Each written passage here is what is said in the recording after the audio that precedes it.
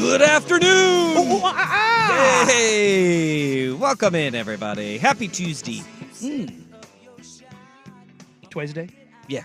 It's an okay day. It's Tuesday. Just reminds me of $2 22-ounce Tuesdays. You know? That was... Where was this particular that was in establishment? college. That was in college at the famous and infamous Oak Tree Bar and Grill. What up, Gary? It was $2 22-ounce Tuesdays, and that's a smoking hot deal. And so, me being the man of wisdom that I was, when I was in college, hosted the old sports radio show, Raider Sports Talk, down in college. We hosted it from the bar on Tuesday nights. Nice. Nice. Yeah. And so what we would do is we'd bring everybody in, have the old radio show, and then just not go home until 2 in the morning on a Tuesday. So that's how I spent my Tuesday nights in college. It was a great time. It was a great Not time. having to It's move. a great It's value. Yeah, no. Yeah. For sure. They had great pool tables there. They had darts. It was great. My age one for that was right when I moved back. Summertime, $5 pitcher margs at Chevy's. Yeah, Josh, Chevy's had great those marg deals. And there was a lot more booze in those margaritas than $5 worth. Yeah, They were hoping you were going to spend a whole lot of money in order the fajitas. What's his name? John Taffert from Bar Rescue. He would not have been thrilled with the pours. Oh, the pours in those there. margs, you could smell them. They would. There's a reason why all the Chevys are closed down now, and I think it is those margarita deals that they had there. Look, man, that one in Lake O, it got some Wednesday business from us. Yeah, and then there was also albeit briefly, right after college, there was during summers when I'd come home, Thirsty Thursdays at the Portland Beavers games. Indeed, and those dollar beers were wild. That was a wild time, and where they put that beer garden right down the first baseline. Yeah, you don't face the other way. I can't tell you. How did nobody die? I don't know. I saw multiple people get hit with just seeds coming down the line, though. And just unassuming. Do you think somebody died because it was like pre-internet or pre-social media? It could have happened. Probably. It could have happened. We had, what was her name? Liz McGuire. Remember the Blue Jays fan who got the old goose egg? Good Lord. I'm sure there's a few goose eggs that hanging happened out there. then. No Topps cards. Absolutely. So you just unlocked a core memory. The Wednesday nights we would do Chevy's $5 margs and then the Ram on Lake Oswego for wet Wednesdays. We'd roll the boat out there, wakeboard, park the boat on the dock that you could park at to go to the restaurant. Seems safe. Yeah. And then it was half off booze Wednesday nights. All right. Yeah. All booze. Yeah. I partook in that. And then you go down to, what's it called? Oh, boy. Lake Oswego people are going to help me on the text line. Rust, I can't believe you're not chiming in on this. You talking about the one on the Main Street? Yeah. In Lake O? Yep, God, the bar. what is the bar? It's not Gypsy. It's something along No, those lines. it's Gypsy was downtown on 23rd. God, which also, they had the fish bowls there. Wow. We're going. Unlocking all of our 20s right now. All I could think of in Lake O was the Ram. Yeah. Yeah, no, there's another bar right there. No, they have live right music. on Main. That was a place. God that dang it. bar, I saw the best Prince interpreter that I have ever. Or impersonator, not Interpreter? interpreter. There we go. Well, he did interpret Prince songs. There He you was go. the best Prince impersonator I have ever seen. Oh, yeah. Dude, I guess, makes his own, he buys, retro clothing by the Bulk. bushel. It's like a big, it's like a big box of Mhm. old clothes, and then he just goes and makes his own Prince outfits. And they're pretty spot on. Oh, my, this dude. Okay. I don't know the guy's name. Gemini. It's Yes, the Gemini. I knew we were both The right there. It was Gemini. like, I knew it wasn't Yeah. Gypsy. Gemini. Yeah, very close. Yeah. Shout out to text line. That guy, that Prince. I want to know if the people remember who the Prince impersonator was. This was like 10, 15 years ago. That guy, he put on a damn show, and he was great. But yeah, those were different times. I couldn't handle that anymore. No, it's one of I those couldn't things handle that where anymore. social media not existing was better for everyone. Yeah. 100%. 100%. Speaking of, did you see, like, look, I don't feel bad for, like, the super rich, but Kevin Durant can't even go to the club now without getting filmed. Okay. Come on, man. Okay, but if you go to the club, your dance move shouldn't be your crossover jumper. I mean, shouldn't it, though? All his life? He's in there, he's like dancing, he's like, do my little shimmy jumper, little pullback. Fade. Look, man, it's the offseason. If he wants to go to the club in Vegas and trip balls, let him. Like, who are we to judge? But, like, I'm not going to judge him. there was also, somebody mentioned this the other day about, I think it was, God, unbelievably, I believe it was Cam Newton, was like, you used to be able to just go to the club and party. Like, if you were famous, like, there was like an unwritten rule of, like, phones away. It's just no longer the case anymore. Yeah. You can't go out. Like, there is just the proliferation of doing too much with phones is just everywhere. You can't do anything. Boy, that's a good point. You know what I mean? Like, a lot of very rich young men don't go out anymore. They have private parties because of that. Well, yeah, remember LaShawn McCoy had a party, a Halloween party where he had people sign NDAs, and Yeah. everybody's like, what is going on here? It took phones and NDAs. Like, Yeah, so people can just have fun. yeah, that's a good point. Like Luca having a beer the other night. Luca can't even have a beer because a camera's around and it might be a sponsorship thing, or somebody may interpret an active NBA player drinking a beer after a game as like a bad thing. It's the doing too much Olympics. That is, boy, isn't that the good? Right? It's like the worst that we have is we had the throwaway cameras. Yeah, of the which- disposables. Yeah, and you would be like, will they develop this film? I'd still have like 6 or 7. To where you're like, I don't know if they'll develop this. Well, yeah. I don't. I wouldn't even know where to start. Yeah. Like, you can't take it. You used to just like take it to the Rite Aid Mm-hmm. or There's a few of those places around still. There are. Yeah. Yeah. But like I even think then, I'm good without them. yeah, but even then you're like, are they gonna look at these? Like, I don't know, man. Like, this camera left my pocket in my hands for a while, and I don't know what may have gone on in that camera. You know what I mean? Like, and Yeah. it's like nothing untowards or horrid, but like, what this am I gonna get a talking to when I go pick up this batch of photos? Boy, That was the worst thing that could happen back then, as far as like the photo evidence or the video evidence. you're not wrong. You know what I mean? Yeah. You're free to make your mistakes in private. Yeah, I cringe to think at like knowing a couple of people that worked at those camera developing places. Mm-hmm. It really makes like how many photos that they were like, oh, I'm gonna make duplicates of this one. Yeah. You know. If you got the negatives, baby, you just go ahead and Yeah, this is a better. It's better and worse. It's a better and worse world that Yeah, that wasn't you live there in like now. wasn't there a scary movie with that premise Yeah, basically? Robin Williams. Yeah. Robin Williams. He worked at like the little pop-up Was hut. it like photo booth or something like Yeah. that? 1 hour photo. 1 hour 1 hour photo. photo. That movie. He was Robin creepy as Williams hell in that movie. did creepy so well. Oh, he was so good at it. Oh no, wait, the short little hairy guy did creepy really well. So good. Yeah. So good at it. Ugh. And the movie that I haven't seen this in a really long time, but the last time I watched it, I remember just going, ugh, is Toys. Oh God, yeah. Remember Yeah. Toys? Yeah. I remember seeing it in the theater and it not being what I was expecting. Not at all. Like no, I you haven't just really like seen it since. I remember just being like, I'm never watching this No, again. yeah, no, it's weird. Yeah, that movie. a weird flick. That movie got like gave I feel me like the late ugh. '80s, early '90s gave us a few of those, where you're just like, that was weird. Yeah, but then again, like Robin Williams did. That's fair. He did creepy well. He had versatility that I don't think we give him credit for. Oh, no, yeah. Because like he did, whether it's Mork in being like the outlandish, character or Yeah. That Good- was heavy in his cocaine days, too. yeah. Well, Good Morning Vietnam, where he is still the funny guy in a serious substance of a movie, Yeah. right?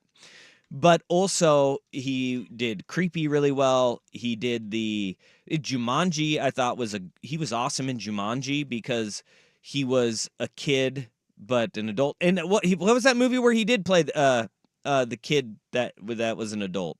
Like he had the disease where he aged. Oh yeah. It was like he aged like 10 times faster. That movie was sad. Yeah. God damn it. God, now Robin Williams, And you haven't even We done think of- Patch Adams yet, which was the saddest thing. oh God, he was so good in Patch Adams too. Like the great movies that he did though were so far from what his stand-up comedy was. Yeah.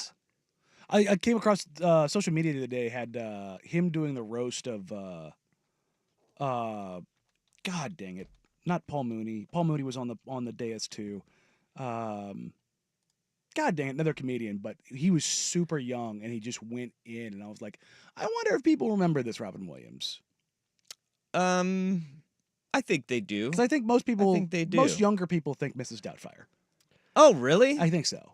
I think was it Jack? Jack, that's it. Yeah. That's it. It's Jack. And then obviously Good Will Hunting, where he played Matt Damon's therapist. And his most serious role, of course, Hook. Hook. There you go. See, the dude had so much Birdcage. That Birdcage, was a weird anybody? one. Yeah. I mean, ahead of its- Insomnia was another good dark one. Yeah. Good Morning Vietnam.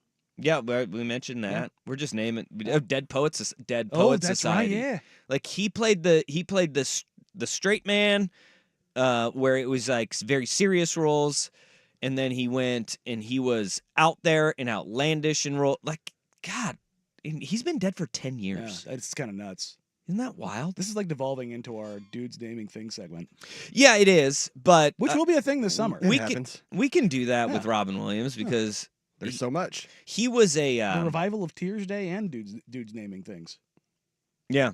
And the text line is already coming up with assists left and right. Yeah, see? Yeah. They're John Stockton us Yeah. today. They're just She's dishing. lobbing 'em. Yeah. They're just like left and right. They're all over the place right now. Actually, it's not Stockton. These are big man assists. We have our Vita Sabonis and Nikola Jokic right now. You guys are helping us out with the Gemini. You guys are helping us out with Jack. It's great. My uncle, so my stepdad's brother, he owned an outdoor store down in San Francisco in the 70s. And Robin Williams would go in there and he would go into like the camping section and he would zip himself up in like a mummy bag, like a sleeping bag, Yeah. or he would go into a tent and like fully zip up the tent and he would like heckle people walking, like going through the store Oh God. and like just make them all laugh and just be Robin Williams. Like, and it was just like he'd come in randomly, he'd be there for however long, and then he'd just boom, he'd be gone again. They were like, "Who is this guy?" But customers loved him, so they never like kicked him out. He never like bought anything.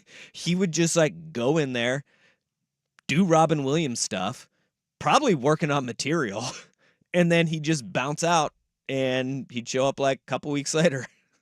It's a great place to work in your material, right?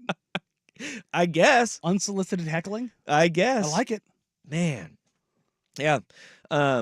Whoa. I didn't know this. Text line says Robin Williams and Dana Carvey were roommates. Oh, that's a wild one. I take the text line is like a lesser version of Wikipedia. If you guys send it, I might Yeah. believe it. I Well, mean, I'll go and try to look it The up. crazy one is Harry Winkler and Sly Stallone being best friends. Did you know that? Or Henry I Winkler? did. Henry Winkler. Oh, Yeah. what Because did I say? You said Harry. what was Oh, it? good one. Stallone's car broke down in Winkler, like in Was- front of his apartment. Before he was the Fonz and super famous, and brought him in, and they became best friends. Wow. Stallone gave Winkler a script, and Winkler took a script to somebody else, and it ended up being a show that they're like, yeah, the bones of the show is really good, but the writer's not that great, and the writer was Sly Stallone. And Yeah, they did that with Rocky. yeah, as well. Like they chopped that up too. They said, we think you got something. Yeah. But this is really bad. It's raw, And what do you mean? but It's really good. you can be him. yeah. So, but yeah, that's one of the more wild friendships that exists, because there was he's got his reality show, and he said his best friends were like Winkler, Lovitz, and Dolph Dolph Lundgren. Lundgren, and I was just like, What a wild group of friends. Yeah. That Stallone documentary on Netflix is good. Mm. He kind of he talks about a little bit. He doesn't go as in depth on, like the Winkler stuff, but he talks about a lot of this stuff and how he's like, people just think I'm big dumb aminal. It's like, well, it's because you say things like aminal. And you've been caught going to the airport with steroids like 4 times. Well, I mean, he kind of has a reputation that he has to live up to at this point, where we know to look like Sly at 70 years old. He's like 75. You got to have the gear, bud. You're not. This isn't some kind of secret, is it? 77. 77 years Good old. God. And look, brother, he was born in 46. He may look leathery. The guy looks great for his 77. age. Goodness. I mean, he looks fantastic. So there we go. Wow. All right. Now we have George Clooney and Richard Kind were roommates and best friends. That's a wild one. I wonder what the most odd pairings are. Like that is pretty odd. Stallone and Winkler being like best friends is a weird one. I tell you what, though, if you're Richard Kind, you couldn't ask for a better wingman than George Clooney. No. Right? No. No. You just send him across the room like you're casting bait. Yeah. Go get some drinks, George. Come on back. That's weird. It's like there's a school of women following back over here. Flocking like the salmon of Capistrano. And then I could just imagine Richard Kind being like, oh, hey. Doing the being like the neurotic kind of, hey, how are you ladies doing? Oh, man. Okay. Well. There you go. Yep. Also, your secrets will be mostly safe with us on the text line as well, because we have somebody who says they worked at a developer at Walgreens on MLK about 15 years ago, I can assure you. There was nothing I ever wanted to duplicate. I mostly did mostly disgusted pics to make sure they came out okay. Lots of things I did not want to see. The only highlight was a roll of pictures with random people camping and partying with Bob Saget. It was so random and awesome. I imagine you would probably see, I guess a lot of that depends on what neighborhood you're developing in. You're just like, whoa, that's Danny Tanner. Why does Danny Tanner have a blunt the size of his forearm?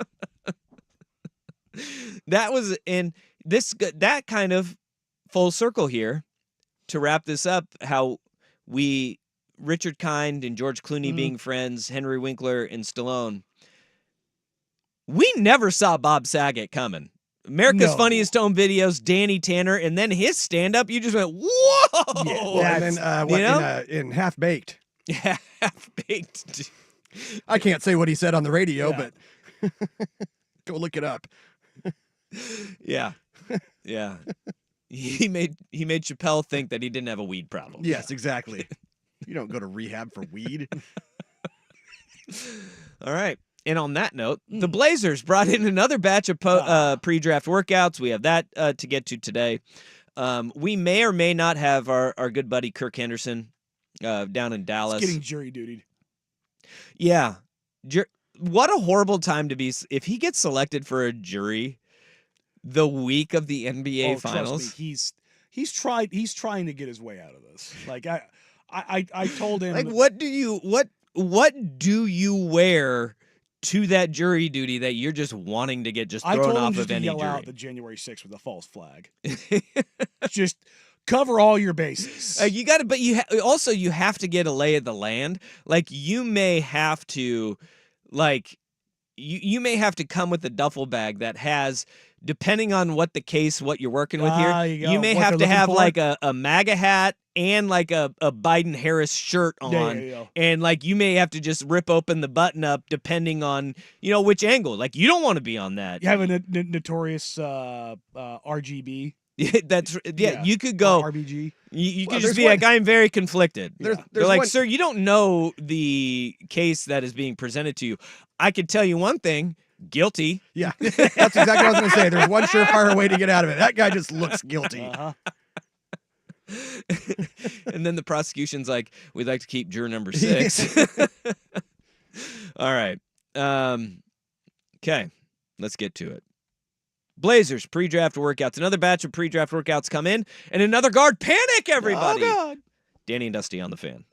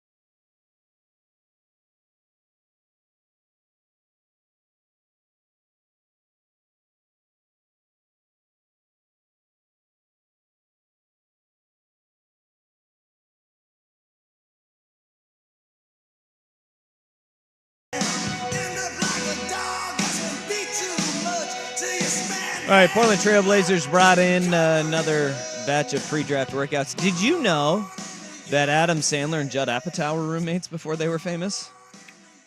That's some writing power.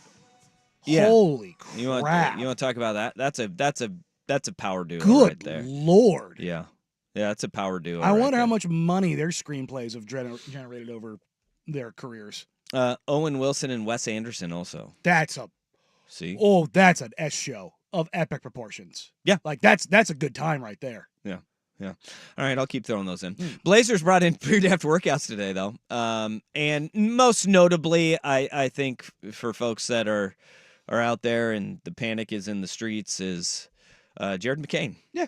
Brought in Duke guard. Duke guard, who Shooter. I have loosely comped to CJ McCollum because it's an easy thing to kind of grasp onto.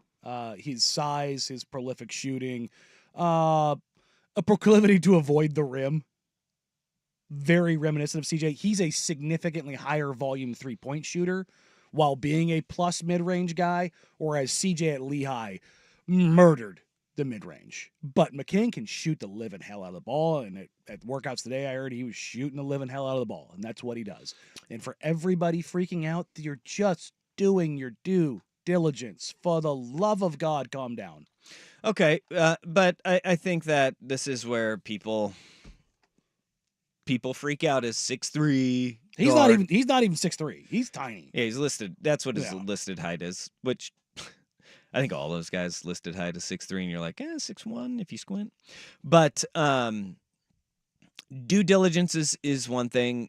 I think what people are waiting for, and this is how the process works out, the closer you get to the draft, you want to have the last impression. You want to have the last workout. You want to gain as much intel as you can before a guy comes in. When do the heavy hitters start coming in? Because Thursday, we are officially 3 weeks out from the NBA draft. And Thursday, officially, there will be a lottery prospect in the building. Okay. A top 10 player will be in the building on Thursday, and very likely a top 10 player on Friday. Okay. And so that is That's why I've tried to calm everybody down. It seems like we have to go through this when we hit the reset button on this conversation every single year, but people get spooked when it's something that, they don't want so badly. The reality of where the Portland Trailblazers are right now, what was the biggest downfall that this team had? A lack of shooters. And so they're going to bring in, and they should bring in, any and all of the top flight shooters that are in this draft. And that's what McCain is. He's one of the best shooters in this draft. There's no doubt about it. That doesn't mean that the Blazers are going to draft him. And then also, I think we also have to reset this. The backcourt is going to look wildly different if the offseason goes as we all expect it. Look, let's go completely off the rails here. What if they trade Brog and Ant? We did 20 minutes of Robin Williams, so Yeah, we can. But, I think we've already set the standard of going off the rails But I'm saying today. just like the idea of like what the franchise could do. They're very likely trading Brogdon already. Absolutely. What if they traded Ant too? And now you've got another guard spot open. And that leaves you with Scoot Henderson as your lone primary ball handler. You must surround him with shooting threats. Or getting another guy in the pipeline that you think is the best player available at that point. Yeah. And so you're just doing your due diligence so that if you do go down a path, A lot of holes. Can't be picky. yeah, and that's the thing is like if they move 2 of their 4 guards, then it's a whatever situation. I still don't think that organizationally everybody goes, oh, it's more small guards. It's like, okay, let's take a look at who the Blazers have drafted since Neil O'Shea was removed. Scoot Henderson is the only one under 6'5", and Shaedon Sharpe is the only guy under 6'7". So They're getting larger. that's stylistically, and everyone's like, well, Scoot's small. It's like, who they were supposed to take there? Who else were they going to take? Realistically, who were they going to take there? And One of the Thompson twins. In that, yeah, sure. Look, I love Derek Lively. I love the Thompson twins. Derek Lively. You're at that position. You're not doing that. And No. Scoot is like the threshold for a player where you're like, okay, small guards don't really work in the league, but if you're going to, you go with this level of talent and pedigree. For me, it's the reason why I look at Rob Dillingham or Reed Shepherd or even Jared McCain, who's further down the draft. Why I wouldn't go anywhere near one of those guards, because as nice as it is to have a guy who can get you buckets off the bench, why is Peyton Pritchard likely not going to play in the NBA Finals? A lot of reasons. He's a defensive liability. And it's not because he doesn't try. No, Lord knows it's not because really he doesn't damn try. hard. It's because of his size. T.J. McConnell is a guy who is a maniacal defender. Yeah. And he has to give 110% effort all the time because of his size. If they got matched up in this series, he'd still play, but guess what they would try to do to him? I'm going to walk you up here if I'm Luka. Yeah. Every single time. And that's the thing is like, Or Kyrie. yeah. And it just, you have to answer so many more questions when you're under 6'3". So stylistically, organizationally, they're staying away from that for the most part. And they go, well, they traded and they took back Malcolm Brogdon. I'm like, Brog's like a 6'4" tank. Like he's very different. He's also not a long-term answer for the franchise. So if seeing him come in should not be like this. They go, like, oh my God, they're looking at more guards. You're doing your due diligence, getting as many people in as humanly possible because there's a lot of different avenues the team can explore this summer. That's right. And Brogdon has a big butt, and as you like to say, big butts matter. Big butts matter. And they also brought in Weber State's Dylan Jones, who's an undersized forward. He's a guy who I think is going to have a Josh Hart-like career. In college, he was 20-10-5 at Weber State. 20-10-5 as a 6'5" ish, 6'6" in shoes, okay? Power forward type. Ooh. But his rebound rate is incredible. His playmaking is incredible. His ability to score at 3 levels is great. And all of this, well, he played in the Big Sky. When your level of production is that proliferate, it matters. How well can he move? Well, I honestly, hand up, never seen him play in my he life. moves. Honestly, that's why I said Josh Hart. He reminds me of Josh. He's not this elite level bursty athlete. He's just a very high IQ, above average athlete. Yeah. And that's which makes him always in that position where you're like, how is he there? Yes. And you're like, how does this guy continue to find his way there over and over and over again? And if you look at Dylan Jones, like I've got all of the draft measurables in a database, and I can track them against historical precedents. His combine measurements against all NBA players, not just for his position.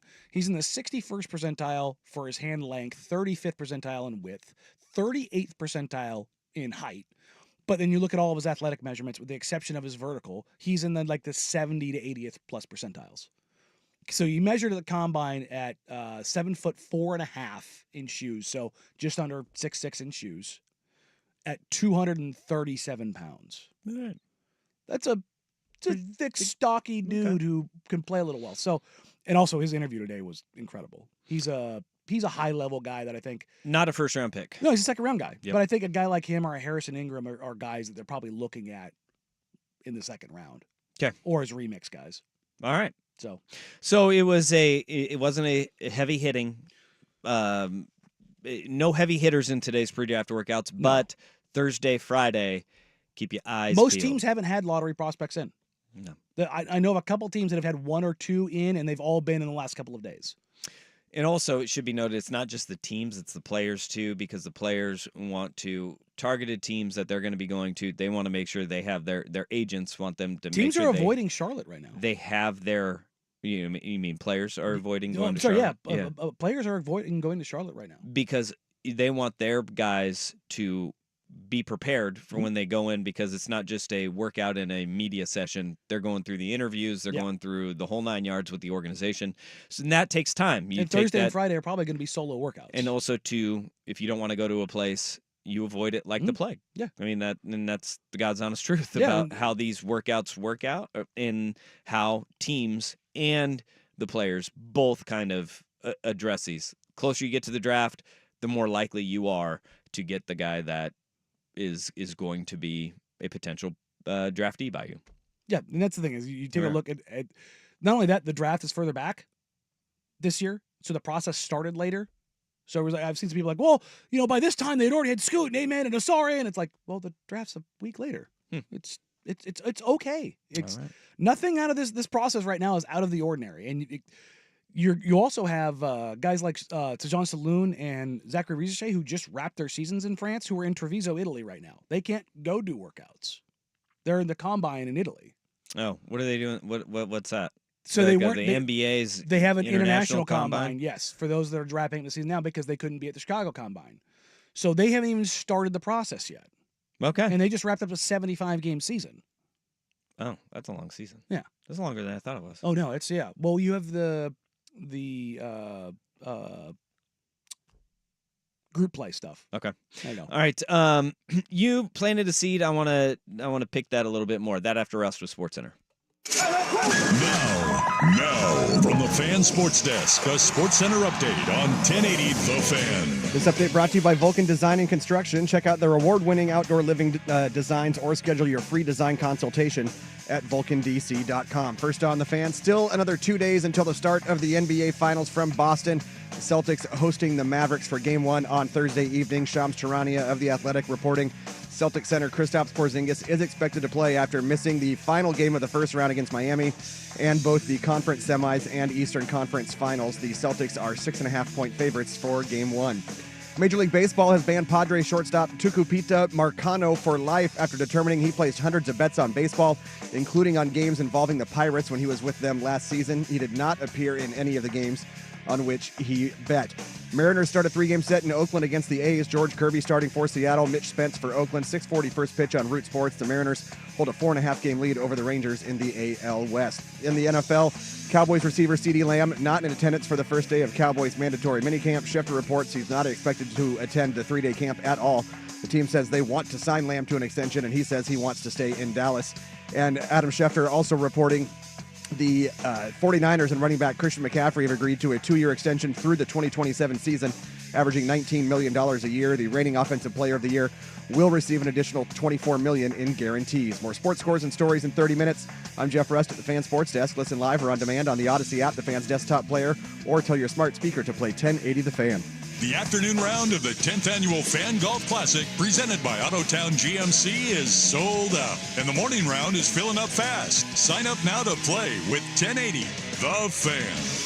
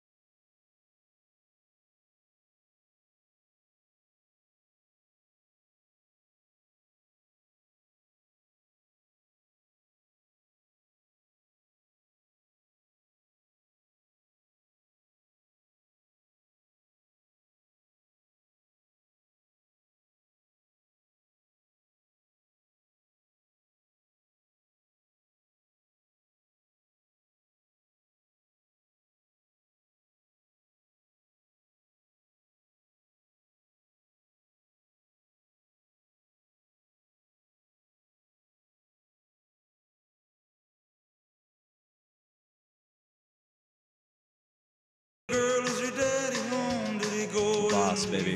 All right, we got to keep this short because Robin Williams And break. pre-draft workout. You know what? Take it easy there, Big Kahuna. Oh, hey, I'm on fire. Yeah.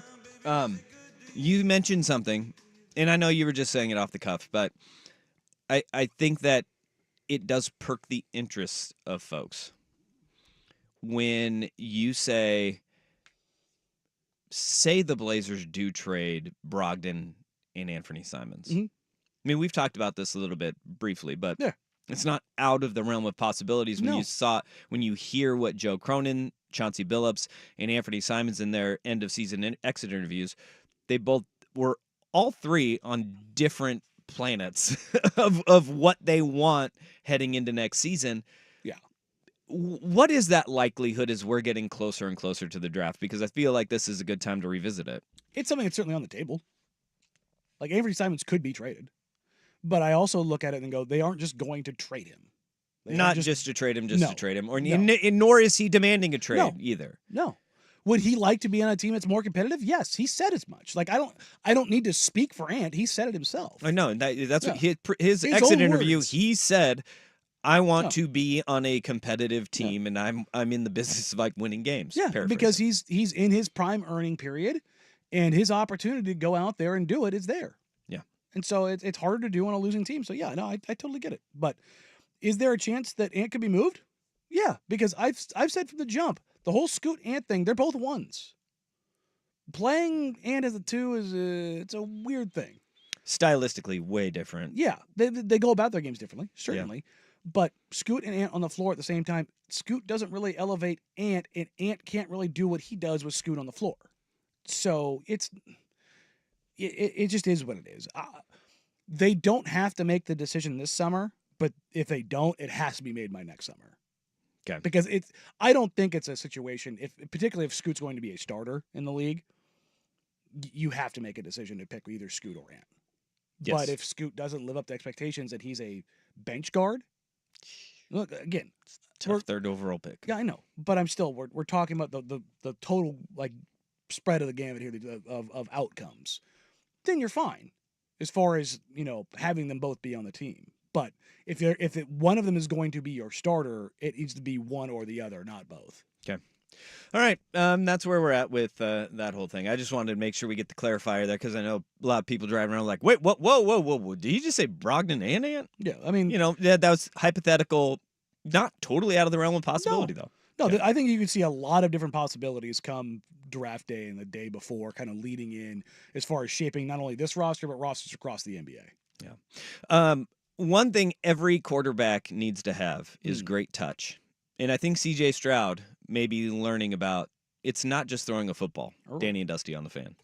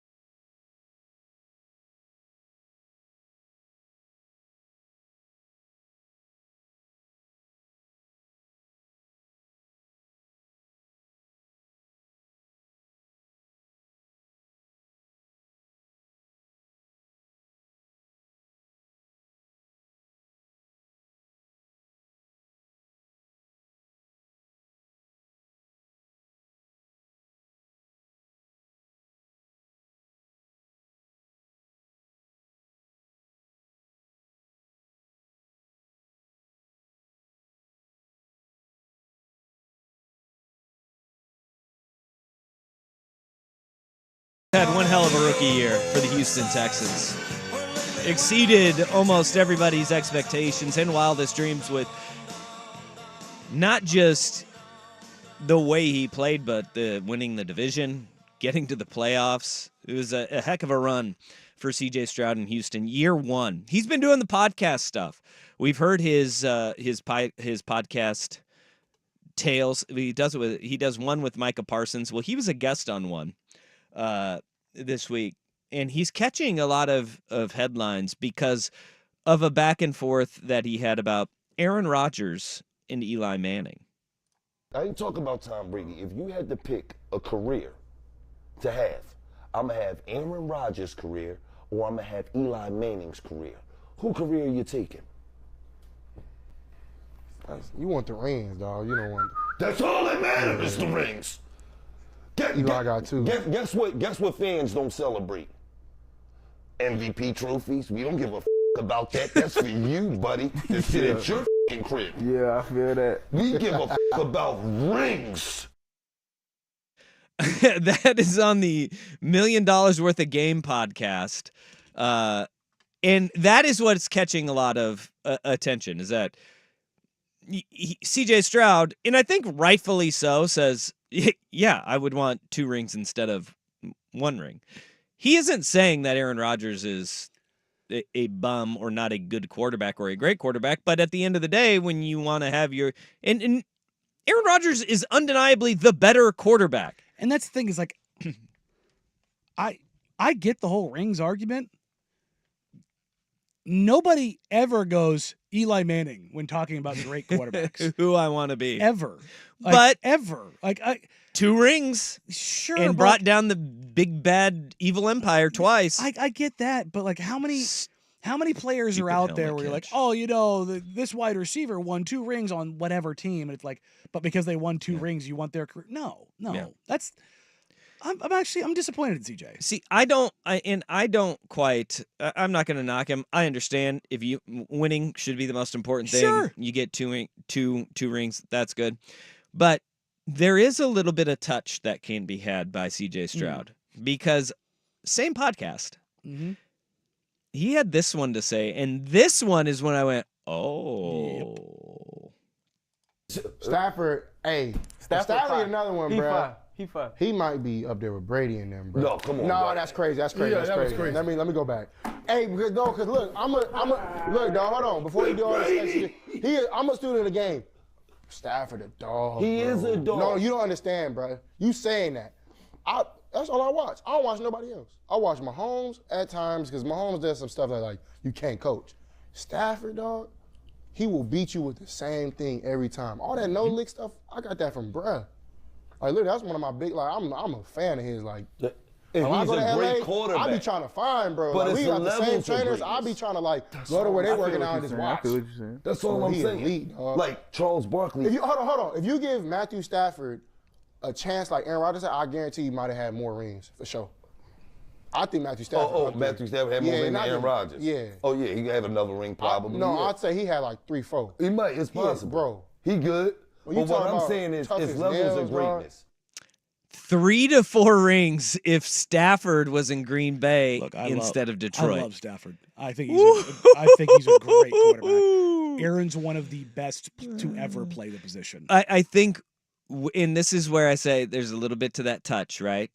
Is that he is trying to prop Matthew Stafford up, which Stafford was stuck in Detroit. Yeah, he's for underappreciated. so long. 100%. In the fact that he goes to LA and what do? They win. Pop a ring right on it, right when he gets there. I mean, that says a lot about Matthew Stafford. And I think he's right about a lot of the stuff there when he's talking about Matthew Stafford. The ability for Stafford to move defenses pre-snap and then post-snap even with his eyes and then get to the ball the same spot. And the arm talent. That's why you look at like guys like Puka Nacua and Cooper Kupp thriving with him is because, one, the system with McVay, and 2, Stafford runs it to perfection. Flawlessly. And he does. He has a howitzer attached to his shoulder. He is an incredible quarterback that does not get nearly enough respect put on his name. That should. But to say that if Stafford was in Green Bay, he would have had 3 to 4 Super Bowls, Oh boy. Look, I don't know about you. I've got Aaron as one of the 5 best quarterbacks to ever play the game.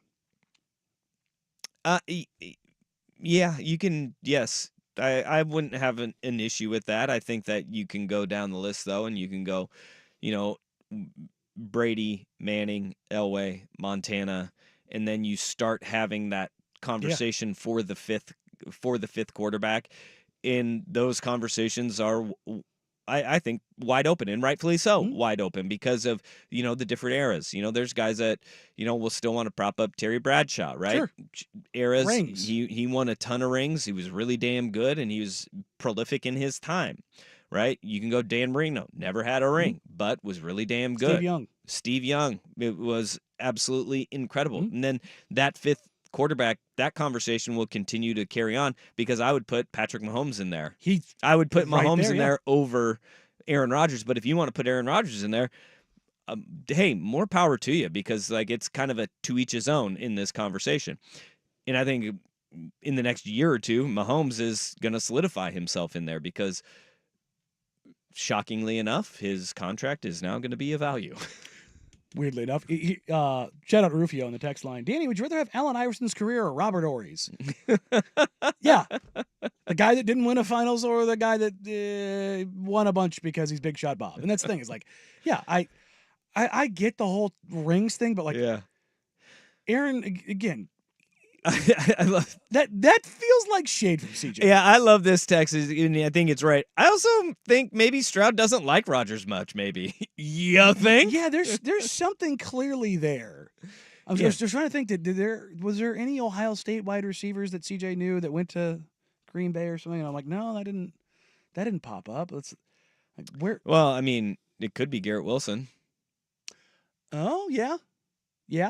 It's true in New York. But I don't know, like the 3 plays that Aaron Rodgers played with him, I'm not sure if that's enough. But and also, maybe the Garrett locker room Wilson time. seemed really excited about him during Hard Knocks. Yeah, he loved him then. So but you never know.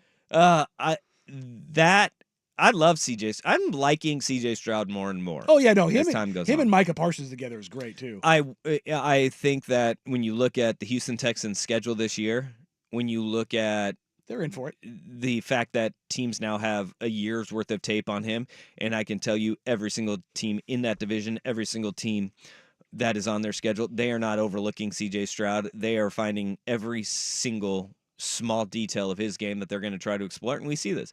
I could see in the fact that the division is going to be getting better. Anthony Richardson being back in Indianapolis, just by him being healthy. Obviously, Trevor Lawrence and his health in Jacksonville. Their division will be better this year as well. I think that the Texans could have a regression this season. But I really like C.J. Stroud. I do too. And I don't think that even a regression in a sophomore slump, if that's what you want to call it, it's going to be even bad. if that happens, he'll be just fine in his career, because he's got a really good head on his shoulders, and dude can sling it. Yeah. Flat out sling it. Also, Aaron Rodgers made $100 million more than Eli Manning. $100 million more. $100 million more. Probably goes a lot further in Green Bay than New York City. Yeah, probably. It's okay. He's a Manning, though. He's doing just fine. He's got that okay. Oreo money now. Yeah. These guys, the dunkers. Mm-hmm. He's in now to Corona money. Corona money. That's the other thing. I forgot to say this. There was a guy in Times Square in New York City, because, the Corona Mellow Eli Bucket, commercial. Yeah. There's a guy who dresses up like Carmelo Anthony every day. Like, you have like the Spider-Man and Mickey Mouse and all this. No, there's a guy who he dresses up to look like Carmelo Anthony every single. Carmelo? He looks exactly like Carmelo Anthony. Like, he looks he's not as tall as Melo is. He looks exactly like Melo though. And people think he's selling stuff. No, he's like selling stuff. But I was like, the first time I walked by, I'm like, is that Carmelo? No, it's not. It's not Carmelo. He's Wishmello, but it is. He's there. I saw him every single day, and I was like, that guy looks exactly like Carmelo Anthony. Okay. And I knew that it would make your blood boil if you saw him. So don't avoid Times Square. There you go. If you go, all right. They got to put him in the circles like they do in Las Vegas, where they actually like have a circle that you have to sit in. You can't leave the circle. Yeah, they do that in Hollywood too. Mm-hmm. Yeah. Where like they're like, all right, stop harassing people and chasing people. Yeah. Stay in your circle. Stay in your circle. And we're gonna have a shock collar on you. And if you don't, they run you out. They got security all over Well, the they place. get territorial Yeah. too. Like they get like, what are you doing in my space, Batman? Mm-hmm. It's my corner. I love it. Like I love Brooklyn Nine-Nine did a bit on that where two bell ringer Santa Clauses got into a fight because they were in each other's territory. Nice. And then the cops get involved in this fight and they start beating up a Santa. Upgrade's gonna come along and fix things. There was a class full of like elementary school kids sitting there. Just watching And they're two Santas horrified as the police are just beating Santa up. It's a good way to learn. Yeah, you gotta respect All your the other dreams are dead. respect the other man's space. That's Okay, how it goes, man. all right. $100 million more for Aaron Rodgers and Eli Manning. Well, we got guys getting paid and some wanting to get paid in the NFL. Christian McCaffrey does it again. Where are the Niners finding this money? Danny and Dusty on the Fan. That's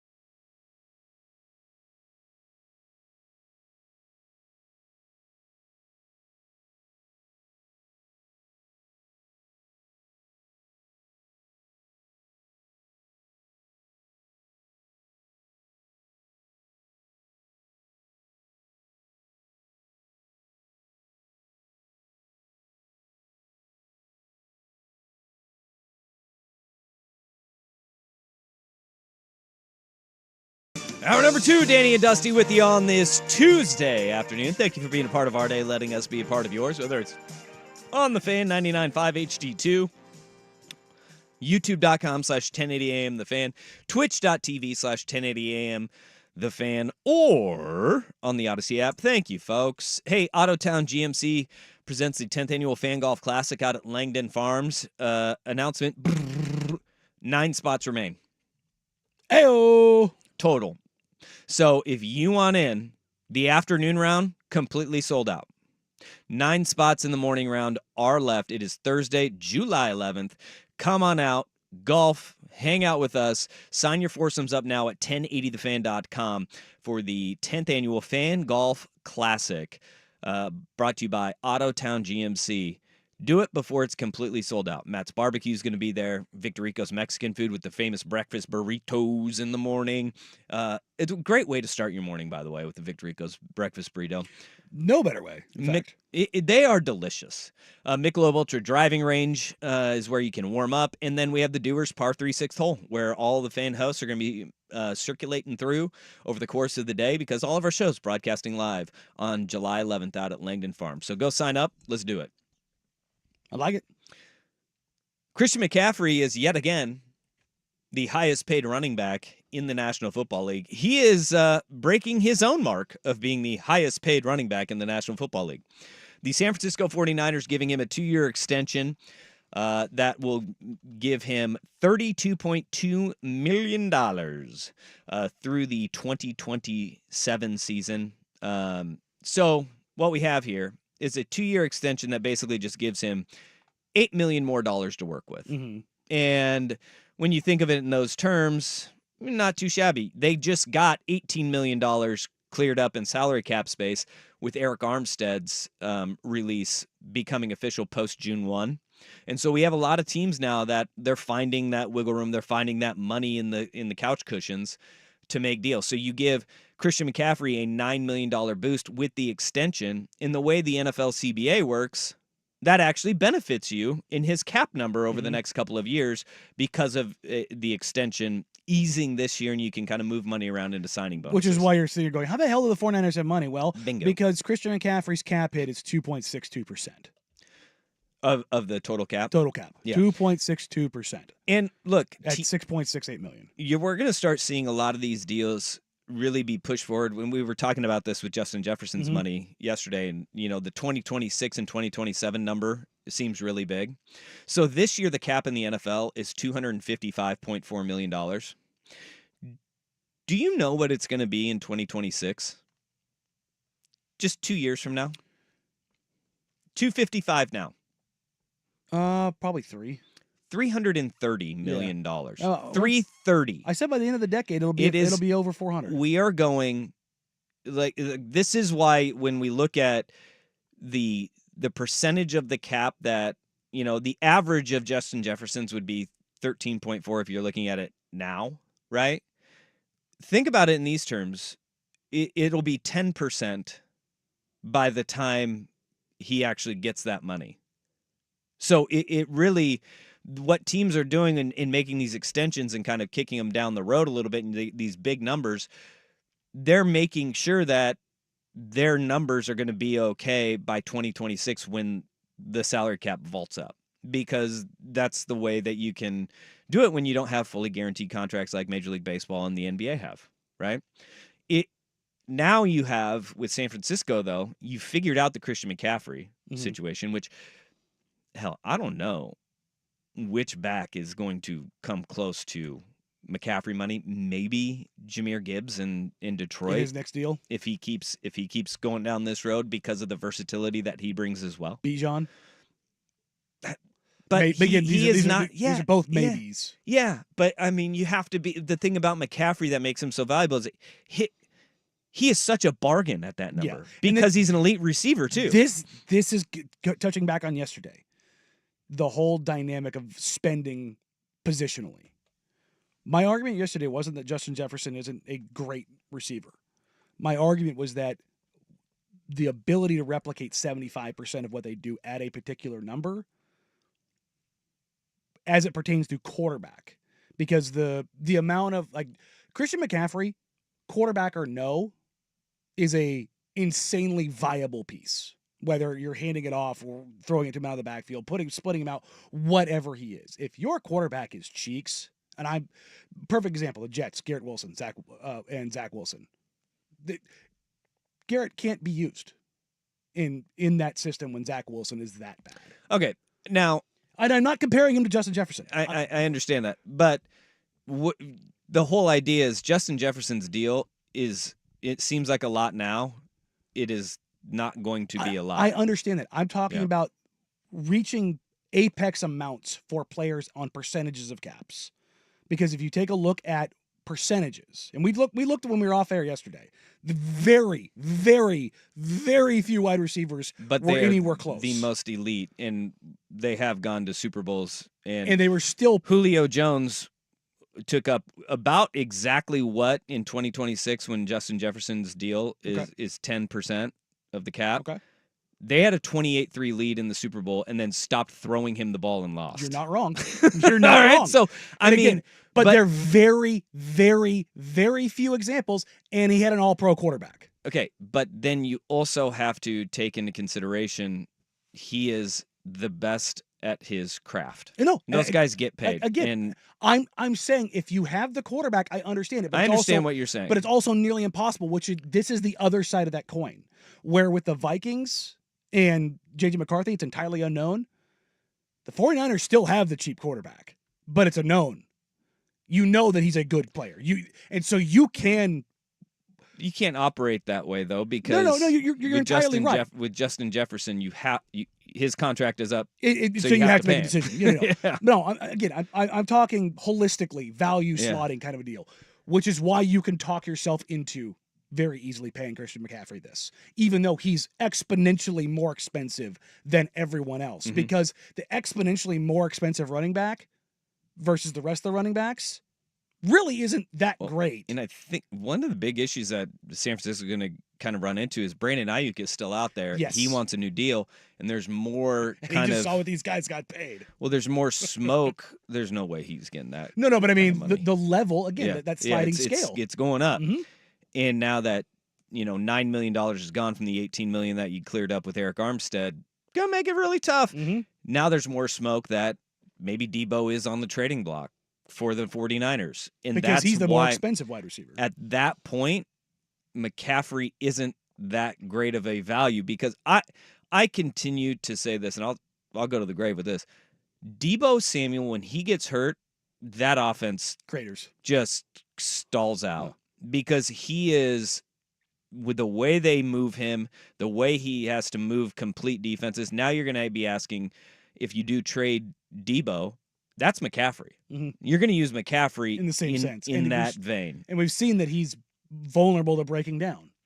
Absolutely. Well, so is Debo, because you're getting a lot of contacts. You're moving so much. You're putting so much miles on these guys. It is in a lot of physicality. Debo runs like a man possessed, which is completely different.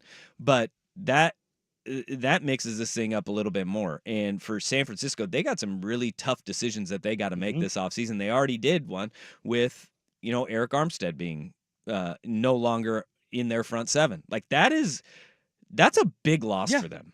But they've had to do one of those every year, basically. DeForest Buckner now in Indianapolis was kind of the first one to do it. That's two absolute monsters. Because they're paying Fred Warner, they're paying Nick Bosa, they're paying Debo Samuel, they're paying Christian McCaffrey. They don't. Hell, they're even paying Kittle. Yeah, and I mean you're paying Trent Williams too at left tackle. I mean they're finding ways to get this done. Javarius Ward is taking up the third largest salary cap slot. Yeah.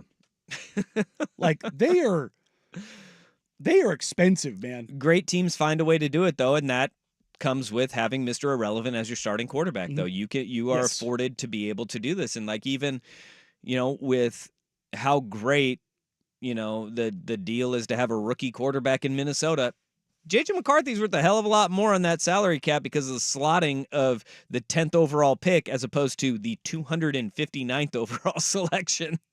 There is a very small window that San Francisco has. They've got to win. I mean, they have to win this year. If they're going to win it, they got to win it this year because they have come so close. Good God. Brock Purdy's cap hit is $19,252. Yep.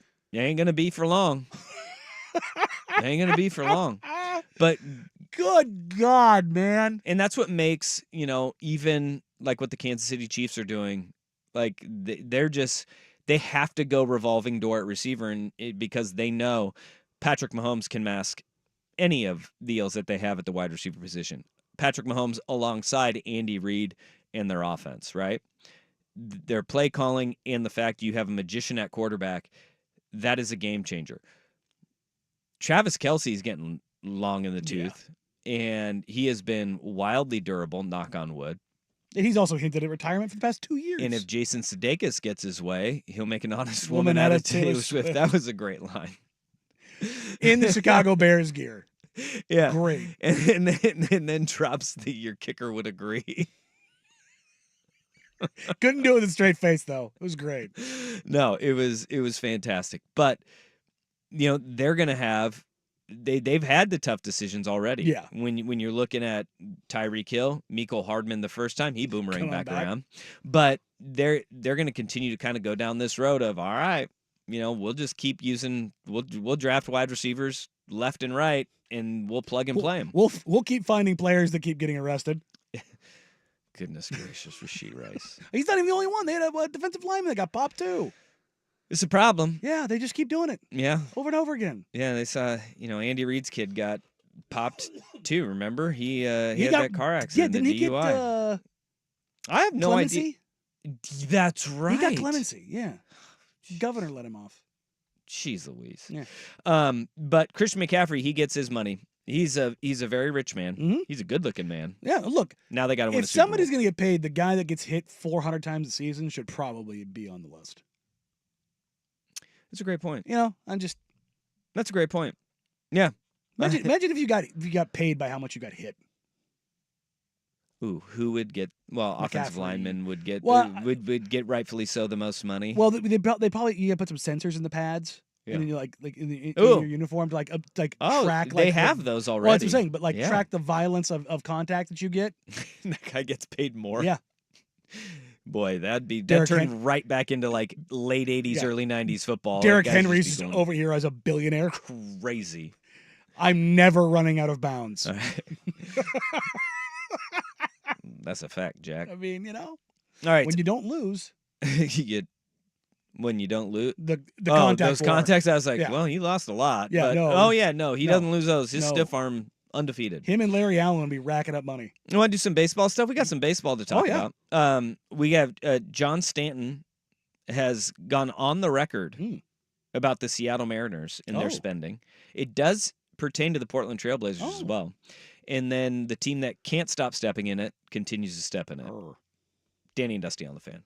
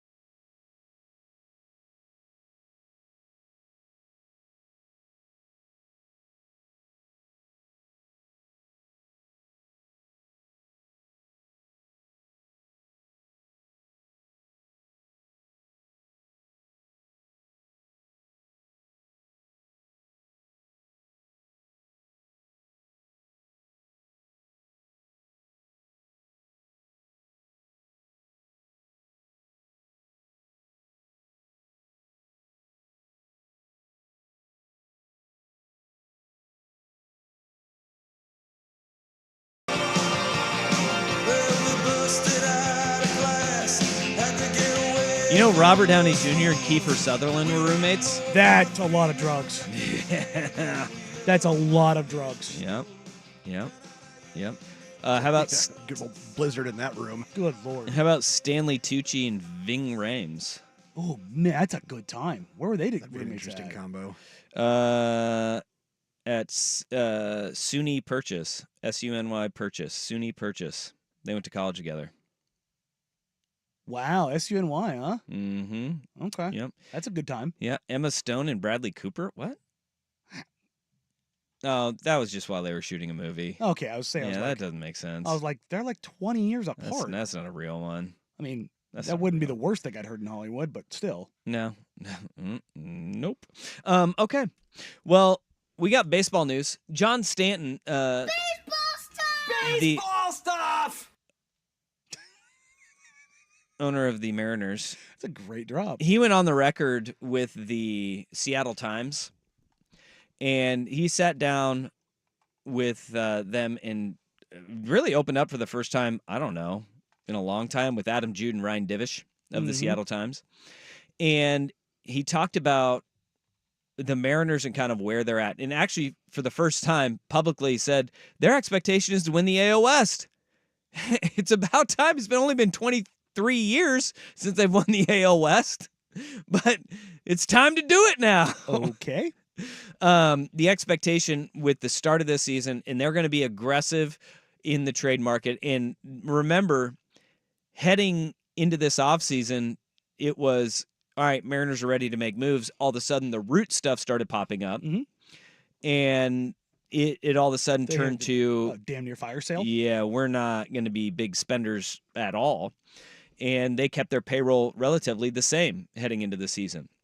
Well, now he's saying at the deadline, all right, we're time to bolster this team, bolster the lineup. We have a phenomenal pitching staff. We just have problems scoring runs. Pay no attention to the fact that they fired their hitting coach and scored 19 runs in 3 games. Seems like a pretty good uptick there after you fire your hitting coach. I want to harken back to Oa on Friday when they going into the weekend with this series against the Angels. They were -7 on the season in run differential. Yeah. And we did the OR of whether or not they'd be positive by the end of the weekend. Positive. They wound up at +7. Hey, 14-run turnaround. Hey, good for the Manas.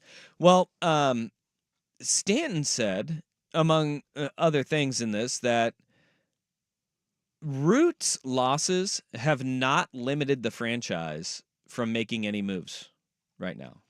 Really, that would be a pretty stark contrast to their actual payroll and who they lost this offseason. Yeah, but at the same time, you look at it, the moves that they have made have actually translated to wins. And sometimes there is this addition by subtraction. And you look at their pitching rotation. Did they lose anybody from that? No, it's all incredibly young and cheap. No. But Well, with the exception of Luis Castillo. you look at what they've done up and down the lineup, it hasn't been great. But was it great when they were spending money?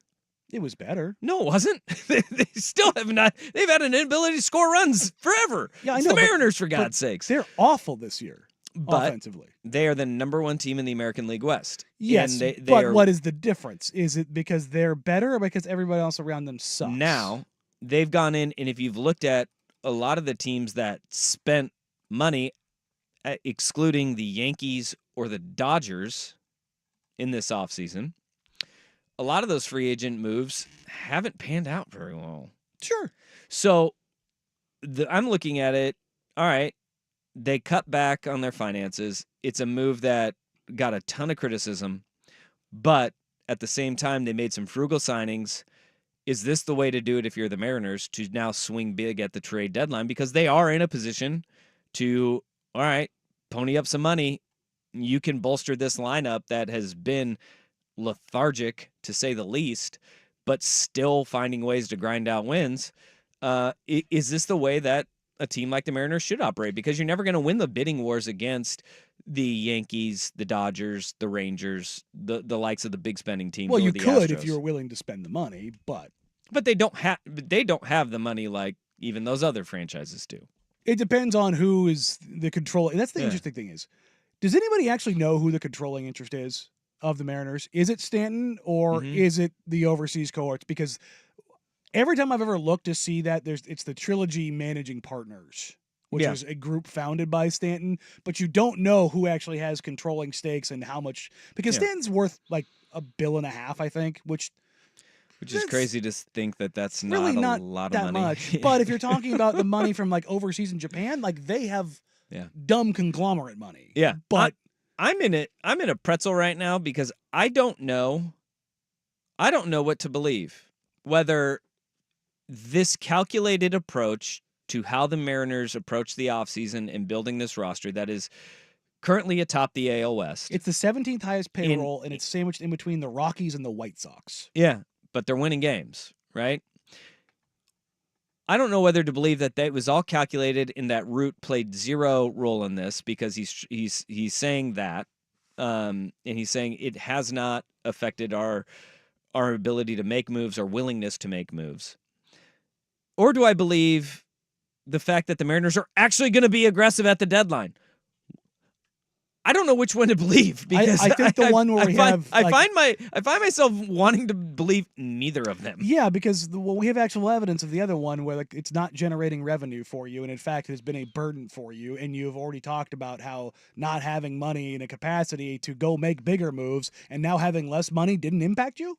Yeah, I'm but like, I also go back to go the on. Mariners have operated with deadline moves that have been successful and worked out. Luis Castillo, right? But back in the day before Stanton took over, you had Cliff Lee, right? They have gone out and they have made moves at the deadline historically, whether it is with this ownership and management or not, that lead you to believe that, yeah, the Mariners could be in this buyer's territory because I think one thing we also need to acknowledge here is that the AL West kind of sucks. It's very bad.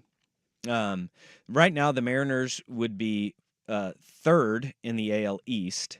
They would be third in the AL Central. They would be, second in the NL East, second in the NL Central, and second in the NL West right now. But as it pertains to the AL West, they have a 4.5 game lead. The division has not been good. The Astros pitching rotation has been absolutely decimated by injuries. The opposite of the Mariners. It has been just bludgeoned by injuries this season. The Rangers are still getting up off the mat of their World Series hangover, and that has left the Mariners to be productive because the A's and Angels both suck. And they still can't find a way to like really distance themselves. Yeah. Yeah. Like, look, But if you can be active at the deadline, July 30th, so we're a month and a half out, okay, there's going to be teams that are in fire sale mode. sure. I mean, my Cardinals are one of them. Yeah. Like the Paul Goldschmidt, Nolan Arenado, very strong possibilities that they're getting traded. That they'll be on the block. But the Mariners aren't going to. The thing about the Mariners, I keep hearing that they're young, they're up and coming. It's like, well, it's Julio Rodriguez, then their pitching staff, but the rest of their team. Like you look at their roster, Haniger's 33, Garver's 33, Stanek's 32, like Castillo's 31. Like you look at so much of their roster, it's not that young. No. It's not like it's not the Orioles. So this whole idea of like, well, they just keep doing this and they just keep churning along, like they'll have some more. It's like, no. No, like that's why you have to be aggressive at the deadline. Which the most aggressive they have been realistically in probably the last 10 years was last year. When they went and got Castillo and Teoscar? Yeah. And Castillo was very much worth the pull. Absolutely. Like the Teoscar didn't go as well. But Castillo was a dude and continues to be a dude for you. That's got to at least reinforce that, right? Yeah.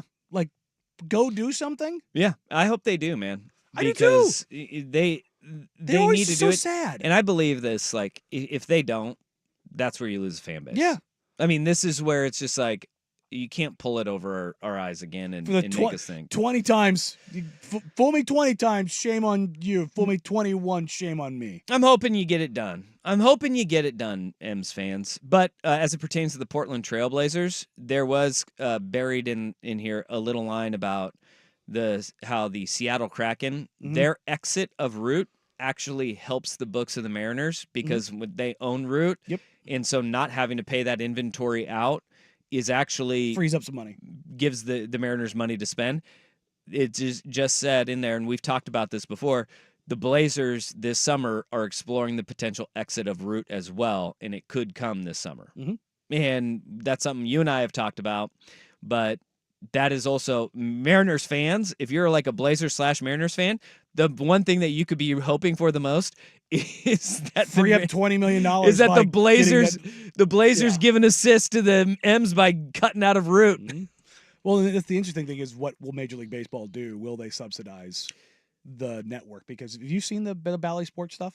Yeah, again this summer we'll find out about what Bally's going to be doing, and that is not a sustainable plan for Major League Baseball to They've paid operate moving forward. $150 million in legal fees through the bankruptcy. Yikes! Goodness, that's more than the Mariners' payroll. It's $10 million more than the Mariners' payroll, right there. So, speaking of losing money, another Major League Baseball player is losing his career after losing money on gambling. How can you be this bad? My God, you play for the Pirates. But first, here's the Big Kuno Sports Center update. Hamburgers, the cornerstone of any nutritious breakfast. Now, from the Fan Sports Desk, a Sports Center update on 1080 The Fan. This update brought to you by Vulcan Design and Construction. Check out their award-winning outdoor living designs or schedule your free design consultation at vulcandc.com. First on the Fan, still another 2 days until the start of the NBA Finals from Boston. The Celtics hosting the Mavericks on Thursday night. Shams Charania of The Athletic reports Celtics center Kristaps Porzingis is expected to play after missing the last 10 playoff games with a calf strain. The Celtics are 6.5-point favorites in Game 1.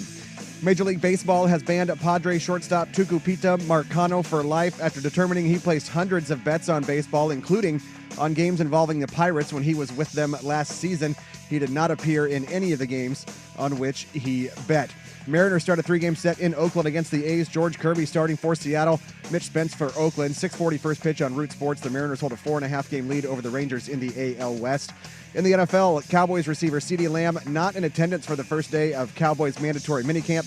Adam Schefter reports he is not expected to attend the camp at all as the two sides try to work out an extension. And Schefter also reporting the 49ers and running back Christian McCaffrey have agreed to a 2-year extension through the 2027 season, averaging $19 million a year. The reigning Offensive Player of the Year will receive an additional $24 million in guarantees. More sports scores and stories in 30 minutes. I'm Jeff Rust at the Fan Sports Desk. Listen live or on demand on the Odyssey app, the Fan's desktop player, or tell your smart speaker to play 1080 The Fan. The Hot Corner, now in its new time. Tuesdays at 7 after Isaac and Sue on Portland's Sports Leader, 1080 The Fan.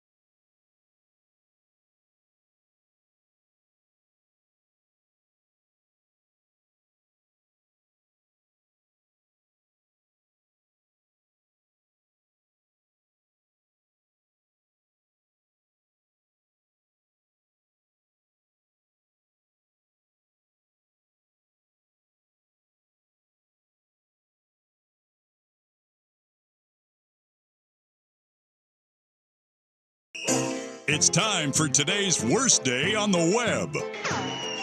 With Danny and Dusty on Odyssey and 1080 The Fan. Well, that sucks. We're just going to keep getting these apparently until the t-shirt that says the beatings will continue until you fall in line isn't understood. Because, my God, how you are in a sport and you go and bet on said sport when you know what the punishment is and you know how it's being tracked and you know what's being looked at, or you're just an idiot. Well, they are everybody who's getting popped for this, they are just idiots, because every single and this is before legalized sports gambling. Every single level of athletics, once you get done with high school, they will talk to you about sports betting, the ramifications of sports betting to your eligibility in college or your standing in any professional sports league. There is signage posted in every single locker room across the country. It is mandatory to have those, by the way. And every single facility in every single franchise of Major League Baseball, the National Football League, the National Basketball Association, the National Hockey League, they bring in people to talk to you every single year about the rules and regulations of sports betting. And yet, we're still seeing people get popped for this. I mean, truly, either you have a gambling addiction or you are a colossal moron if you are getting popped for betting on your sport. Like the Lions one where the guys were betting in the facility and the NFLPA actually kind of changed this one where it's like, okay, so wait a minute. We had 6 Lions players get popped. Yeah, 6 of them. And it was because the geofencing. They were in the facility, not betting on the NFL. No. They were betting on other sports. But if they were to walk out to the parking lot, totally fine. They would have been totally okay. No. It was like, so 50 feet was the big difference there? Come on. That's different than like the Calvin Ridley. Calvin Ridley, I know you were injured. I know you weren't playing. Dude, you can't bet on the NFL. You know you can't bet on the NFL. You've been told you can't bet on the NFL time and time again. To make it worse, as the San Diego Padres' Tucupita Marcano did, bet on his... Oh, sorry, San Diego Padres. The Pittsburgh Pirates' Tucupita Marcano did the... Well, now he plays played for the Padres most recently. Bet on your team. Like Pete Rose. What the hell are you doing? Of all people in any sport, you have Pete Rose in baseball. Like in the division. I can't imagine how dumb you gotta be, because everybody knows the story of Pete Rose. It doesn't matter if you're from the States or from outside the States. You know the story of Pete Rose getting banned from baseball. And that is beat over their heads every spring training because of the fact that Pete Rose was banned for life for betting on baseball. Then the insane thing here is Marcano placed 387 total baseball bets totaling more than $150,000 with a legal sports book. So they have the actual records of it. You colossal jackhole. Yeah. The insane thing is he placed 25 wagers on the Pirates and got them wrong.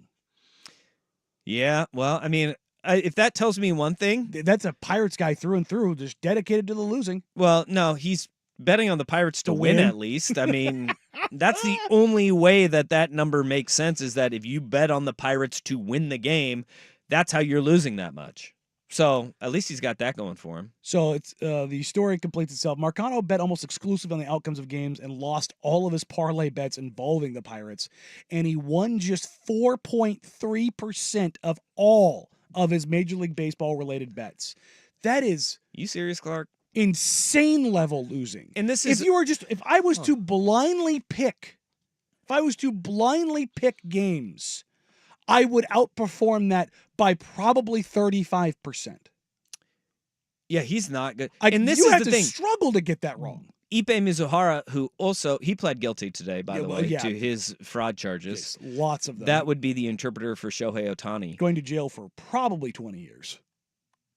the common thread is that these guys are all really bad at gambling. Degenerately bad, and the degenerate gamblers who are also very bad. Vegas loves these guys. And I've said this before, and look, these are the cautionary tales that with legalized sports gambling, they are going to happen.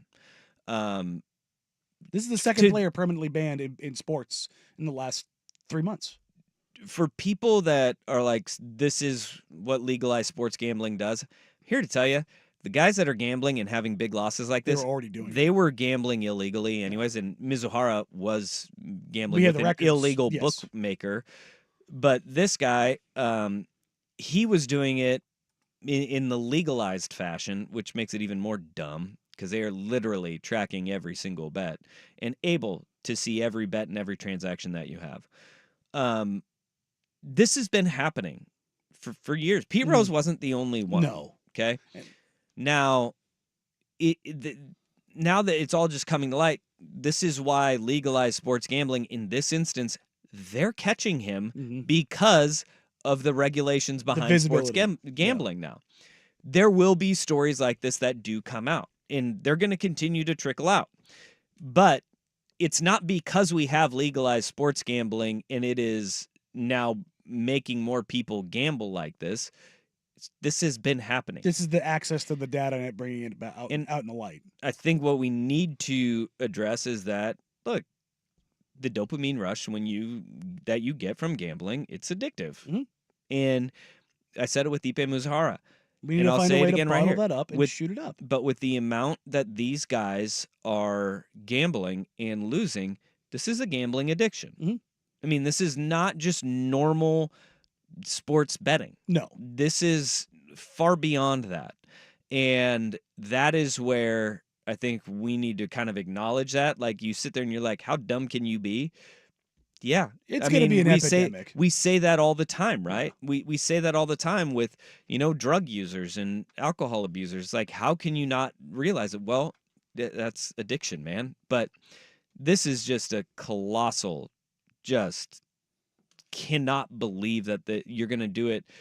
Basically like here on his DraftKings app, just sit there and just go boop, boop, boop, boop, boop, and keep doing it and not think you're ever going to get caught. The people, like How I said, dumb are you? People are dumb. People are very dumb. It's like, was it Butte, the wide receiver from LSU, who is Good Lord. using his account, literally had his name. He didn't even try to hide it. No, just he wasn't even old enough to gamble. It's just mind-blowing stupidity. It's like, how do you? Never mind. Yeah. Well, now where do they go and play their baseball? Savannah Bananas. Hey, is that where they're look, man, they make good money. I bet they do. They control their own products. They make good money. Yeah, but can you hit a fastball on stilts? Like, I don't know if you can. Or do after that. popping the Dougie. That's right. It's difficult. Have you seen the videos of the Glow baseball? Oh God, yeah. The what do they call it?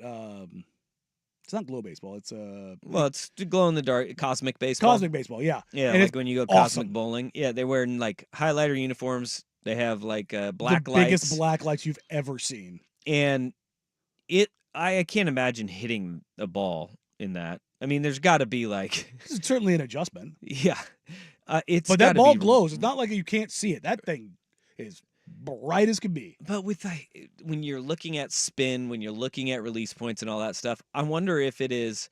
Is it easier to pick up the ball? Because you see the ball. You see it in his hand so much clearer. But you can also, if you got a guy with big old mitts, a guy who hides it real well, yeah, that'd be a lot harder. It just look like a big glowing streak. Logan Gilbert's a guy who hides the living hell out of the ball in his windup. And there's this Marlins guy. Have you seen the Marlins guy who's doing the hop towards home plate?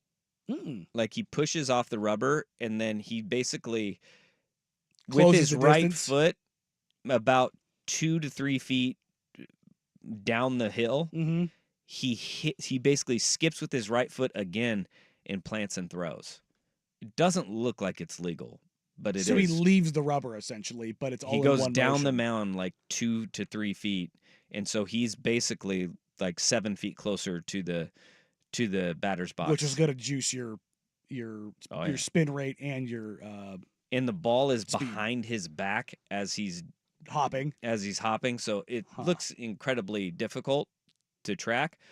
It also looks like a Bach. This sounds like somebody who like didn't have the capacity to be a major league pitcher and was found every single avenue to exploit. This is like James Harden, like finding new avenues to go. Okay, I've reached the apex of this, but somebody with less talent, so to speak. It's not like it's overcoming adversity like Jim Abbott, where you're like, let me go ahead. I have one hand. Let me go ahead and show you how I can pitch and catch at the same time. I was such a big Jim Abbott fan. That's such an insane thing. Like, thinking back about that now, like, wait, what? And he was able to field this position. Yeah. Like, it was nuts. Just does not compute or make any sense. We do have confirmation. Old Kirk Henderson will join the show here at the top of the hour. He got out of jury duty. Made it out of the courthouse. We will take a little detour to laugh at the Oakland A's once more. We'll get to that more here up on Danny Dusty today, the Fan.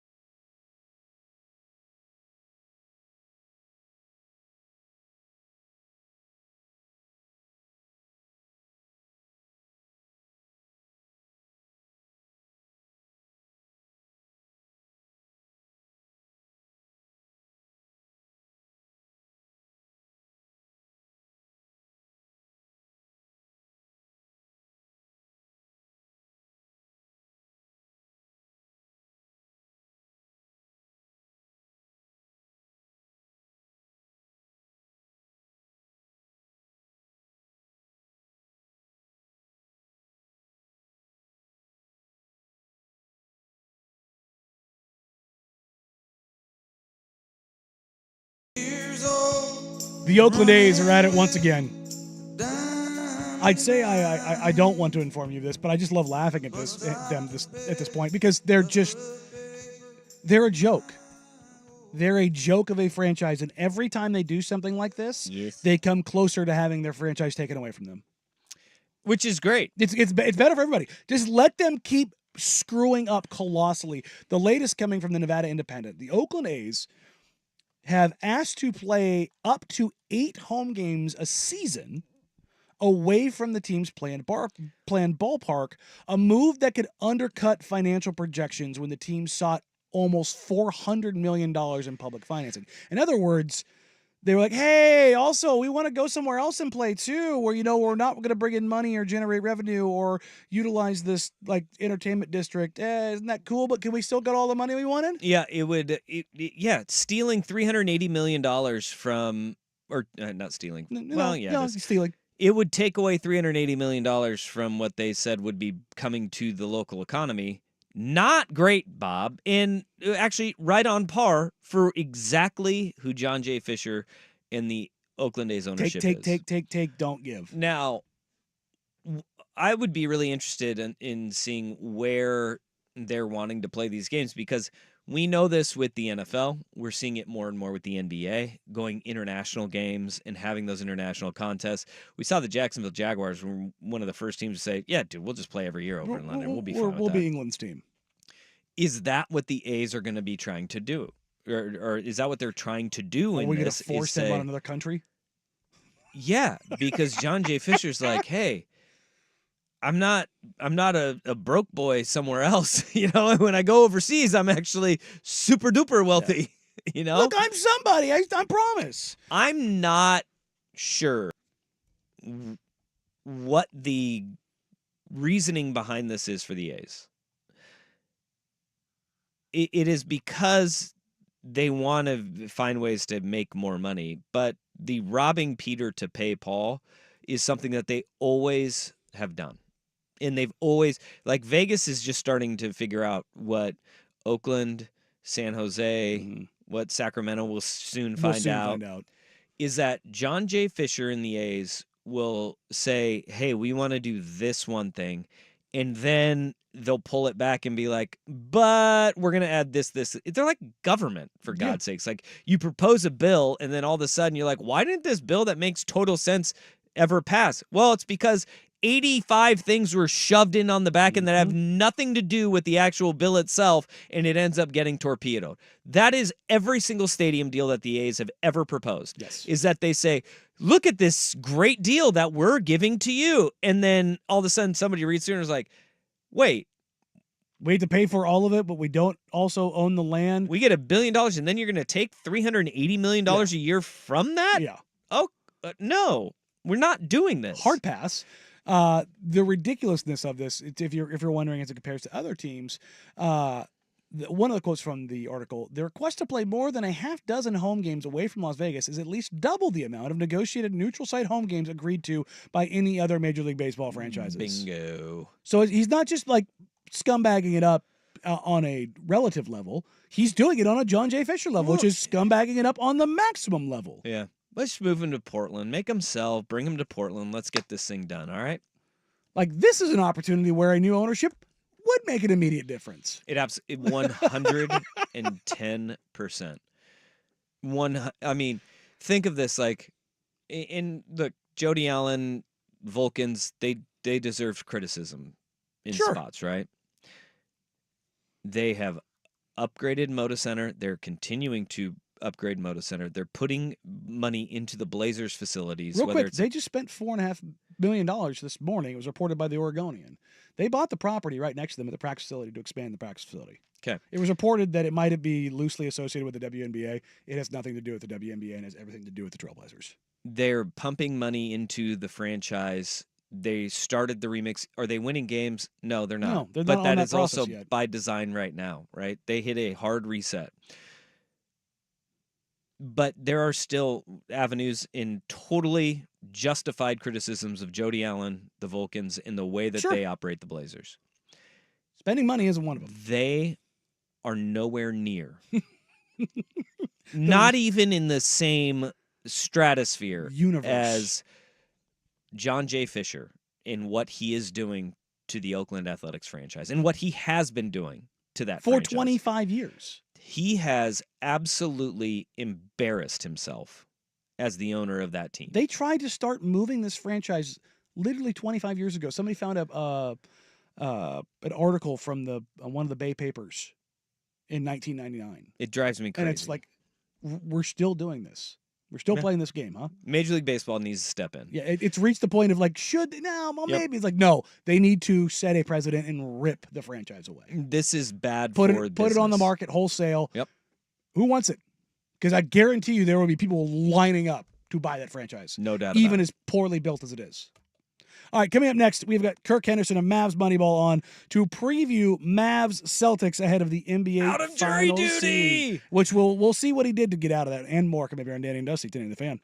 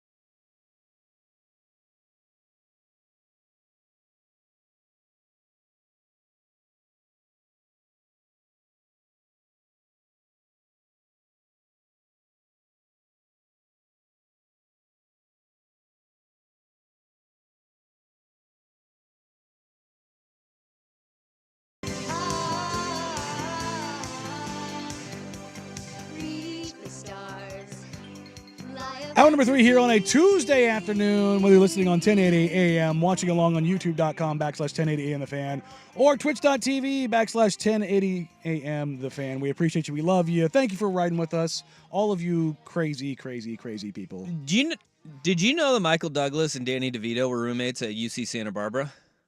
That's a lot of drugs.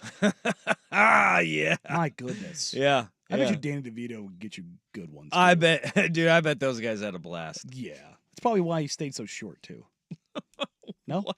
No, nothing. All right. We'll take a quick pivot now. Drugs when he's like 10? Yeah. Stunted its growth. Just got to start early. Don't you remember back then people died younger? We're going to go to the amazing Kirk Stradamus, Kirk Henderson of Mavs Moneyball, who predicted a 4-1 series between the Mavs and the Timberwolves. But it was 4-1 one way or the other, so I can't give him too much credit. And he's fresh off of jury duty or jury selection. I guess we should probably start there. How did you get out of it? Just answered the questions that were put in front of me. Truthfully and honestly? Oh, yeah. I mean, we were talking about this, and I said you just would show up and you're like, I don't know, but that guy looks guilty to me. And then just, I don't know what's going on here, but guilty. And that should just get you out because what would it have been? What was going through your mind? Mavericks NBA Finals start on Thursday, and you may be like sequestered for a jury instead of covering the Mavericks in the finals. Did that thought cross your mind? Oh, it's absolutely crossed my mind because Thursday morning I have to drive to College Station for a vet appointment for my dog, and that's the day of the finals. So I'm going to be in the car all day long, get back covering this game. So if you see me on the internet about 2 in the morning, just know I've been up like 22 straight hours and probably have enough caffeine in me to kill a horse. Which is why we're glad you're here on a Tuesday before we get you that caffeinated. All right, looking ahead, we had John Corrales on covering the Celtics yesterday, previewing it kind of from the Boston side of things. When you look at this series in a Dallas-centric 30,000-foot view and then kind of walk us down, where do you start? It has to be it's just such a styles makes fights kind of matchup in an even more distinct way than the Minnesota Timberwolves. So part of why I thought the Mavericks would beat the Timberwolves is Minnesota they couldn't play offense. Like they could defend fine, they couldn't score. The Celtics do not have that problem, as evidenced by their, I think, like historically amazing net rating and point differential. So this is such a different look, whereas I want to say the two teams are like an inverse in terms of the number of two-pointers they take versus the number of three-pointers they take. And so the Celtics just have this uncanny ability to absolutely run you off the floor if they get going. And how the Mavericks limit that is going to be very interesting to me and sort of frightening from a before the series perspective, just because I don't see exactly how they do it. They gambled that the Oklahoma City Thunder shooters were fake, and they were correct.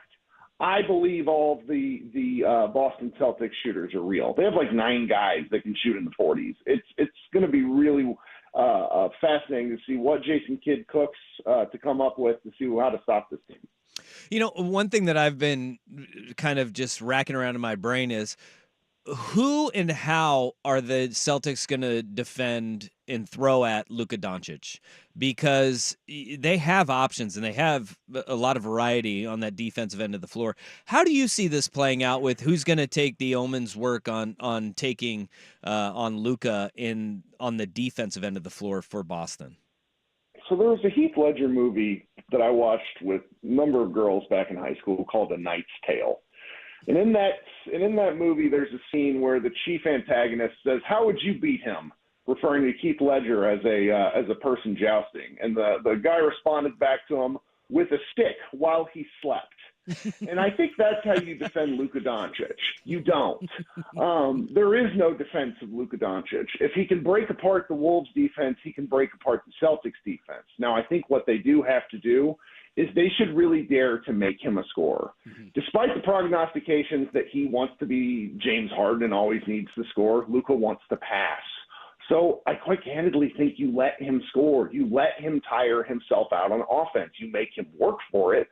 But if he puts up 42 and you're able to hold the Mavericks to 104 points, I think you have to walk away with that because it's very likely then that the Celtics can score 112 and a win. Does that make sense? Yeah, absolutely. So do you look at that Drew Holiday and Kyrie Irving matchup as kind of the one that this series kind of hinges on for Dallas? Is that how effective can Kyrie be in being that secondary scorer? Yes, and really when those spots come. I was listening, I think it was Hoop Collective, but somebody made the point that it's not like Kyrie kills you all game long. No. What Kyrie does is has like 3 to 4 minute bursts where he looks like he's absolutely invincible. And how do you limit those bursts, or can you prevent them to begin with? I mean, the Thunder certainly did it. I really wonder if they drape someone like Jaylen Brown on Kyrie and say, just, block out the sun, make sure he doesn't get the ball, make sure he can't do anything. And that would be part of it. I'm very interested to see the Celtics do not give up corner three-pointers. The Mavericks generate a lot of corner three-pointers. So if the Celtics are giving up or blocking off the corner threes from the Mavericks, does that mean the Mavericks have free reign at the rim and at the paint? The Pacers certainly did, and I think the Mavericks' lob threats are better than Miles Turner. So if that's one area the Mavericks can exploit, I hate to be ridiculous about this, but these Derek Lively, Daniel Gafford dunks have the same feeling for me as watching like a Steph Curry three-pointer. Like, it's a little bit demoralizing. Because at a certain point, you're like, well, what do we do? And so that would be the counterpoint if the Mavericks are to keep up is can they get in the lane? Can they score at the basket? And, Kyrie is going to be an X factor, but I don't know if he's going to be the secondary, kind of like the main thing that would keep the Mavericks from winning if he's not able to perform. One of the questions that John Krause kind of posed before answering it himself yesterday, again, we're talking to Kirk Henderson of Mavs Moneyball ahead of the Mavs-Celtics NBA Finals, was that who does Luka guard? And Luka's reputation as a defender certainly took some hits early in his career for sure, and I think he's redeeming that a little bit, particularly more so as being a disruptor in these playoffs. But when you look at what he is going to do in this series, how does Kid devise a way? Because he hasn't really had to pick up a number one offensive threat, and you're going to try to hide that as much as possible. But with Tatum and Brown, he's going to have to spend some time on them, at least some part. So how does Dallas kind of counterpunch that? I mean, I don't know what to do. I think you have to ask Luka, hey, superstar, Mr. Future Face of the League, stand on your own two legs and guard. You're 6'8". You're a big-bodied, strong guy. Go out there and defend a little bit. He's done it this playoffs. Mm-hmm. The notion of isolating him is not new. He has been attacked his whole career. The question is, does he do it whenever it really matters? Does he defend? And the answer is yes. And so there's regular season tape where you watch the guy sort of give up. Well, there's 82 games, and I think Luka always believes he can get the points back on the other end. I think if you really go to targeting Luka being the center point of your offensive attack, that might come at the detriment of the flow of the offense. Mm-hmm. What you had a great quote the last time that we had you on when you said Jason Kidd isn't the 82 game coach, he's the 16 game coach. And in the NBA playoffs, you see over these series where his impact has really come out. What do you think that the next counterpunch that this Dallas team has heading into the NBA Finals?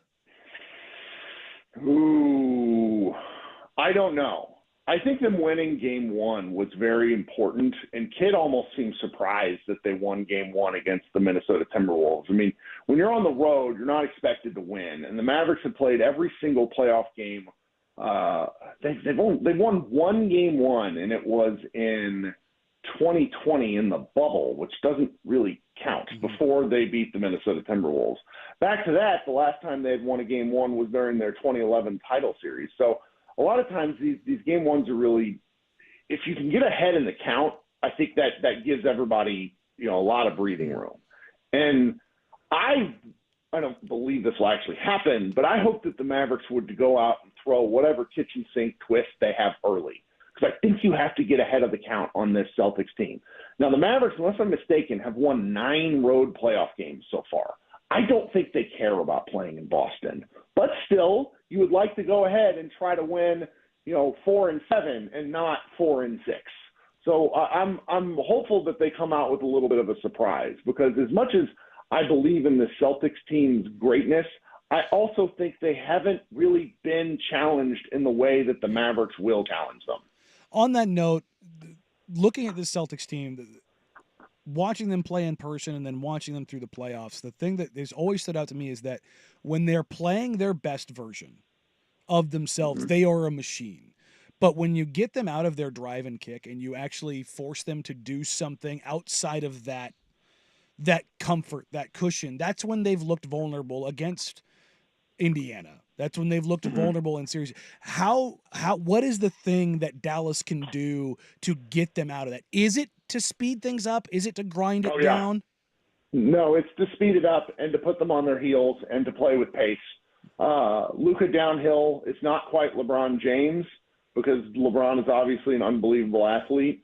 But I believe at this point in their respective careers, Luka might be the finest half-court basketball player that we've ever seen.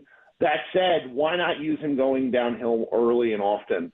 So I think the Mavericks do have to push the pace a little bit on this one. It's where they've had their a lot of their success, but a lot of that has come off of their defense. And the question is, can they slow the Celtics down enough to actually get the ball moving back the other direction?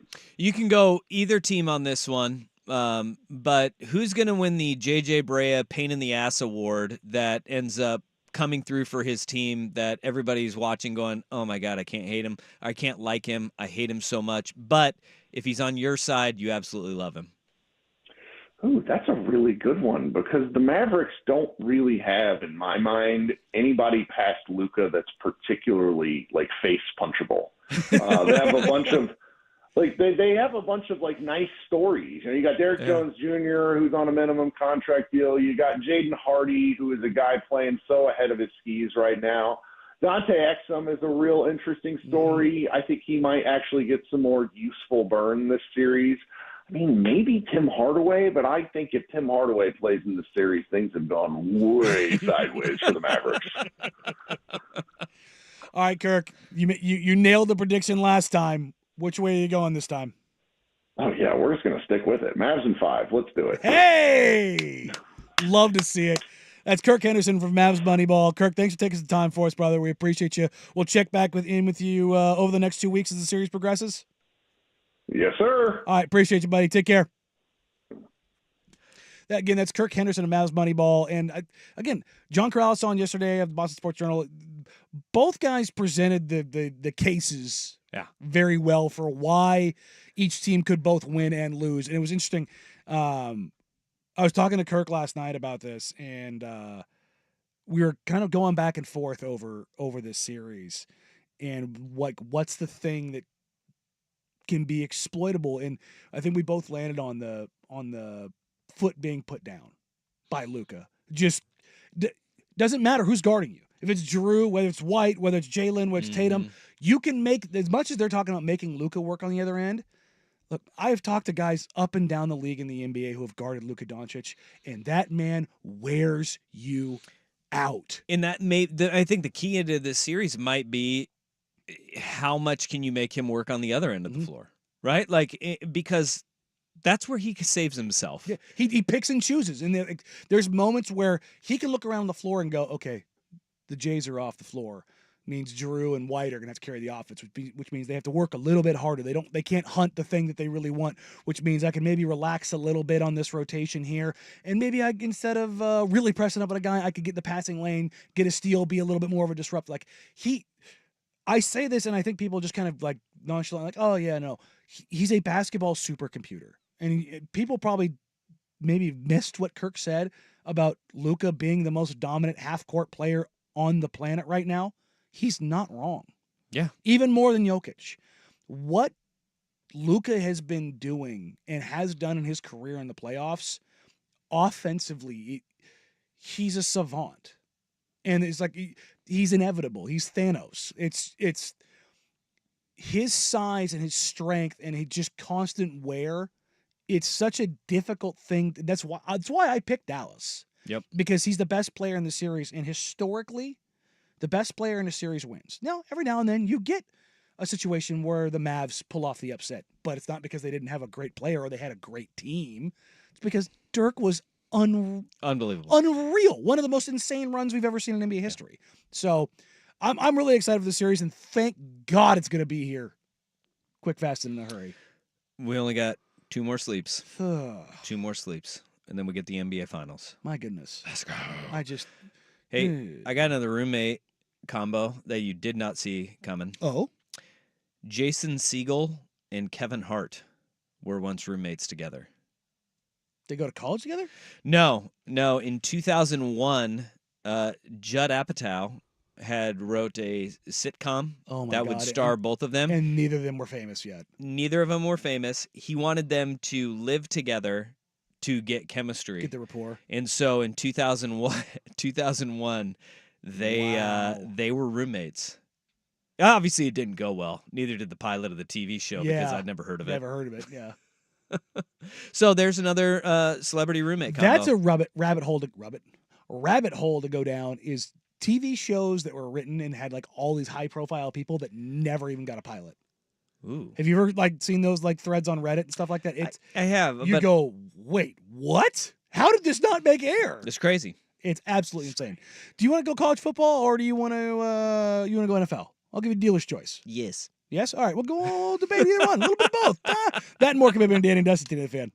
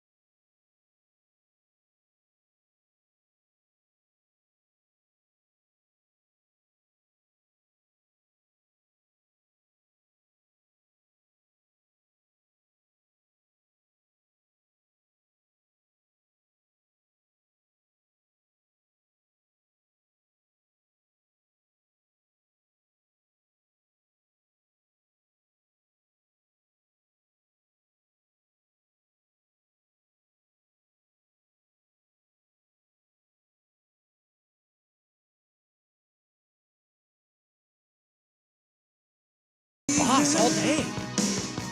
All darn day. I feel like you're a little too liberal back there with the Boss. Well, today is the 40th anniversary of the release of Born in the USA. Oh, there it is. That's why it's all Boss all Thinking day. on you. The big brain on Brad. It was my favorite album when I was 1 month old. Literally. Yeah. There you go. 1 month. I guess I was 1 7. month. The earliest album I remember as a kid, my parents playing all the time, was Genesis. Phil Collins. Yep. Yeah. Mine has got to be Fine Young Cannibals. Oh, wow. That was unexpected. Yeah. Because the only reason I remember is because my dad had this old 1967 Cadillac convertible. It was red. Ooh. And it had a tape deck. Ooh, a 67? That's an upgrade. It was in the glove box. And so I had to be the one that popped the tapes in when I was a kid. And he would be like, pop in the FYC. And we'd go find Young Cannibals. Shit drives me crazy. Wow. Yeah. How old was I when that came out? That sounds like that was probably 89-ish or so, I bet. 88. Whoa. Active from 84. Huh. Yeah. If She Drives Me Crazy was 89. There we go. Yeah. So that tracks with about how old I was. Yeah.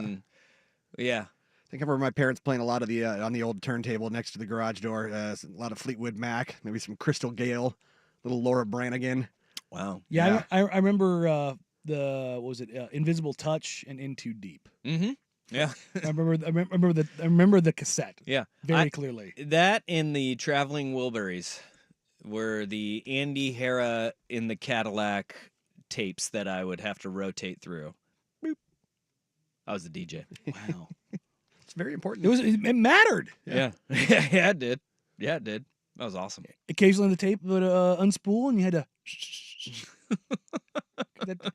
Yeah, you had the Oh, pencil. no! You had to put the pencil in there and just kids these days, Spin they it. don't I understand. have no idea. They don't get like my wife and I were talking about this the other day. Like your CD player that would skip. Oh God, yeah. The anti-skip protection? And they were like, "Huh?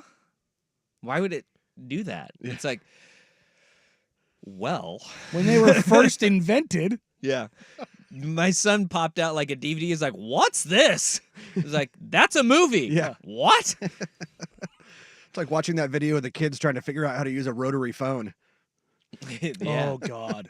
The other one is the laser disc. What's this? Oh, laser discs were huge. The size of a record. Yeah, just like, Well, I remember like in preschool and early grade school too. It wasn't even just like the big round laser disc, but it was like a big like square shaped like white plastic one. It was I don't even remember what they were called, but yeah. Wait, That Rust sounds like is your parents were running. It was Linux. like Wait, it was like a good foot by a foot at least. Rust has got like the Betamax of Yeah. laser discs No, over this there. wasn't at our house. This was like at the daycare center, the after school place. Yeah. Yeah, I remember the hair But household. we had 2 betas because we would copy the crap out of movies that we rented and add them to the home library. Yeah, there was a point of contention in the Hara household where they miscalculated on the Betamax versus VHS. Oh yeah. They went Betamax, Yeah. and that was like, remember when there was Blu-ray and HD DVD that first came out? And Yep. it was like, which one is going to be more popular? And then porn went with Blu-ray, and Yep, so there you Blu-ray go. became Blu-ray it was. Always follow the porn. That's how VHS won. That's how VHS won too. Yeah, I think the Russ family was the last beta holdout. It's still used to record it now. VHS. Oh, okay. All right, let's talk some NFL, huh? Okay, yeah, let's do it. I got some contract deals getting done. Christian McCaffrey out here getting paid, and Justin Jefferson out here getting paid. Brandon Ayuk not getting paid. Nope. Still very angry about it. CeeDee Lamb also not getting paid and probably not happy about it either. If you're the Cowboys, is there a right way to proceed here? With as The entirety of their roster. Like No. this is a roster like it might actually need to be torn down to the studs for it to make sense. What we do know is Jerry Jones has made it clear his list of priorities, and I think it's right, Mhm. are Micah Parsons, CeeDee Lamb, Dak Prescott. in that order. Which it should be. Well, yes, I believe that's the order of operations it should be. The gaps between them should be quite large. Yeah. But CD Lamb, again, really, he's going to be in that Amon-Ra, A.J. Brown, just behind Justin Jefferson range. And you're not going to have a quarterback. No, you'll pull somebody off a scrap heap, and I have zero confidence that they're going to make it work. But they've got major issues and major concerns this year because it doesn't appear that they're going to go down the road of giving Dak an extension. I mean, you would have already done it because you would have wanted to have salary cap space cleared up by making an extension and, obviously alleviating the cap number of Dak this year by giving him an extension. And they've told us all exactly what they're going to do. They're going to allow Dak Prescott to be a free agent next year. Bold move, Cotton. We'll see if it pays off. But you know what? I actually applaud Jerry and the Cowboys for not overpaying a Kirk Cousins, right? Again. Going down a road where you're like, can this guy elevate us to a championship? No. Then we're not going to pay him the money of a guy who can elevate his team to a championship. I think that is one of the biggest roadblocks that teams run into is, can this quarterback elevate the rest of the roster? If the answer is no, then you should not pay him an exorbitant amount of money that prohibits you from signing the pieces around him that can make him great, right? Like, that's why Jimmy Garoppolo was a good answer, but not the best answer for the San Francisco 49ers, because they came to a point where they couldn't keep everybody around because of Jimmy G's contract. They got ridiculously lucky with Brock Purdy. Yes. Because it failed with Trey Lance, and Trey Lance was going to be the answer to. He was the one that gave up all the capital for. This is how we can, still pay everybody and win a Super Bowl. Jimmy G got too expensive. They said, no, going to wash our hands with you. The Minnesota Vikings, they held on and paid Kirk Cousins like a guy who can elevate you to win a Super Bowl, and he can't. Like, Kirk Cousins cannot do that. We have so much proof that Kirk Cousins cannot do that for your franchise. Kirk Cousins is gone. They've paid Justin Jefferson. They were able to bolster the defense. They bring in Aaron Jones. Do they have a rookie quarterback they're going to take a flyer on, and it could backfire on their face? Absolutely. But that's the gamble, and that's life in the NFL.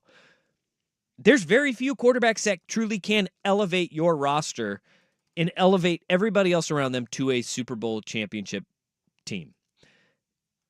I don't mind that Dallas is saying, Dak, you're not that guy. But now you better be damn sure whoever you replace him with is going to be good enough to get the ball to CeeDee Lamb, and you're able to bring in everybody else because you said you were going to be active this offseason. You didn't have the money to do it. You couldn't make any moves, and now you're kind of stuck in the mud. It's going to be it is a big season for Mike McCarthy, Dak Prescott, Jerry Jones, and the Cowboys. It's a huge year. But don't pay Dak. Pay Micah. Pay CD. You're going to have to go cheap on quarterback. You better be damn sure you can find another gem like you did. And to their credit, they found a gem in Dak Prescott. Yes, absolutely. He was not a first-round pick, not a second. He was a fourth-round pick. Fourth-round pick, yeah. You found a diamond in the rough. And you couldn't do enough and build enough around him, even though you had the best offensive line in the game of football. And you paid your running back. Bingo. Way too much. Don't do dumb stuff. No. Yeah. That'll come back to bite you. It sure will, Bob. Every single time. Well, we're going to pivot back to the NBA because there's some mildly breaking news. All right. Hercules. But also, there was something I discovered throughout some mock drafts stuff that I wanted to get into that I went into on the Patreon over the weekend that I wanted to highlight for you all today. Coming up here. But first, here's a big Kahuna Sports and Update. Always follow the port. Now, from the Fan Sports Desk, a Sports Center update on 1080 The Fan. This update brought to you by Crunch Fitness. Memberships as low as $9.99 per month. Find your Crunch time in Portland, Vancouver, and online at crunch.com. First on the Fan, still another 2 days until the start of the NBA Finals from Boston, with the Celtics hosting the Mavericks on Thursday. Shams Charania of The Athletic reporting Celtics center Kristaps Porzingis is expected to play after missing the last 10 playoff games with a calf strain. The Celtics are 6.5-point favorites for Game 1. Over in baseball, the Mariners start a 3-game set in Oakland against the A's. George Kirby on the hill for Seattle. Mitch Spence for Oakland. 6:40 first pitch on Root Sports. Mariners hold a 4.5-game lead over the Rangers in the AL West. Major League Baseball has banned Padres shortstop Tucupita Marcano for life after determining he placed hundreds of bets on baseball, including on games involving the Pirates when he was with them last season. He did not appear in any of the games on which he bet. And in the NFL, ESPN's Adam Schefter reporting the 49ers and running back Christian McCaffrey have agreed to a 2-year extension through the 2027 season, averaging $19 million per year. The reigning Offensive Player of the Year will receive an additional $24 million in guarantees. And Cowboys receiver CeeDee Lamb not in attendance for the first day of Cowboys mandatory minicamp. Schefter reports he's not expected to attend camp at all as the two sides try to work out an extension. More sports scores and stories in 30 minutes. I'm Jeff Rust at the Fan Sports Desk. Listen live or on demand on the Odyssey app, the Fan's desktop player, or tell your smart speaker to play 1080 The Fan. The home of prime time with Isaac and Sue. Weekdays 3 to 7, 1080 The Fan.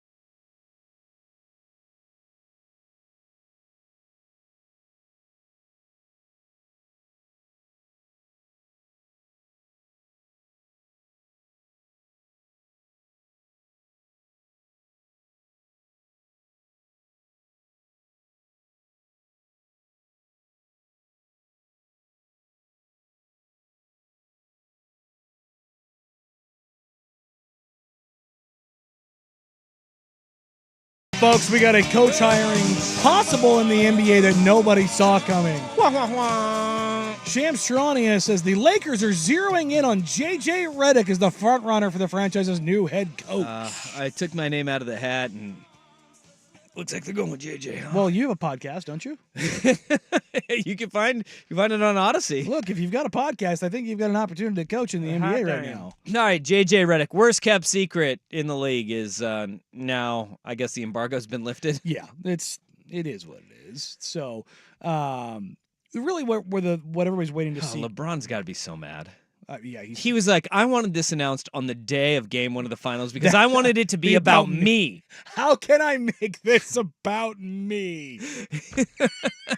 He's like, I told you Thursday, not Tuesday.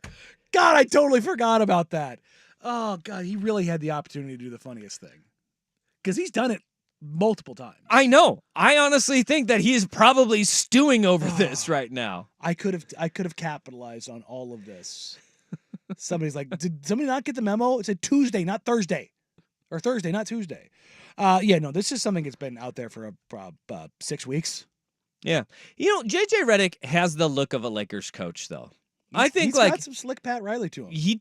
that's what I'm talking there's about. no doubt about that. I mean, you got to have a certain LA vibe to Mhm. you, and he's got it, man. And look, I don't know if he will be a great NBA coach, but he's already off to a damn good start because the number one thing you have to do is get buy-in from your leader. It's the number one thing. Your And star that's player, happening. you got to have buy-in from. I think being his podcast host is a good start to having buy-in. And they're like clinking glasses together of wine. Yeah. I mean, I just don't know how the rest of the team feels about it.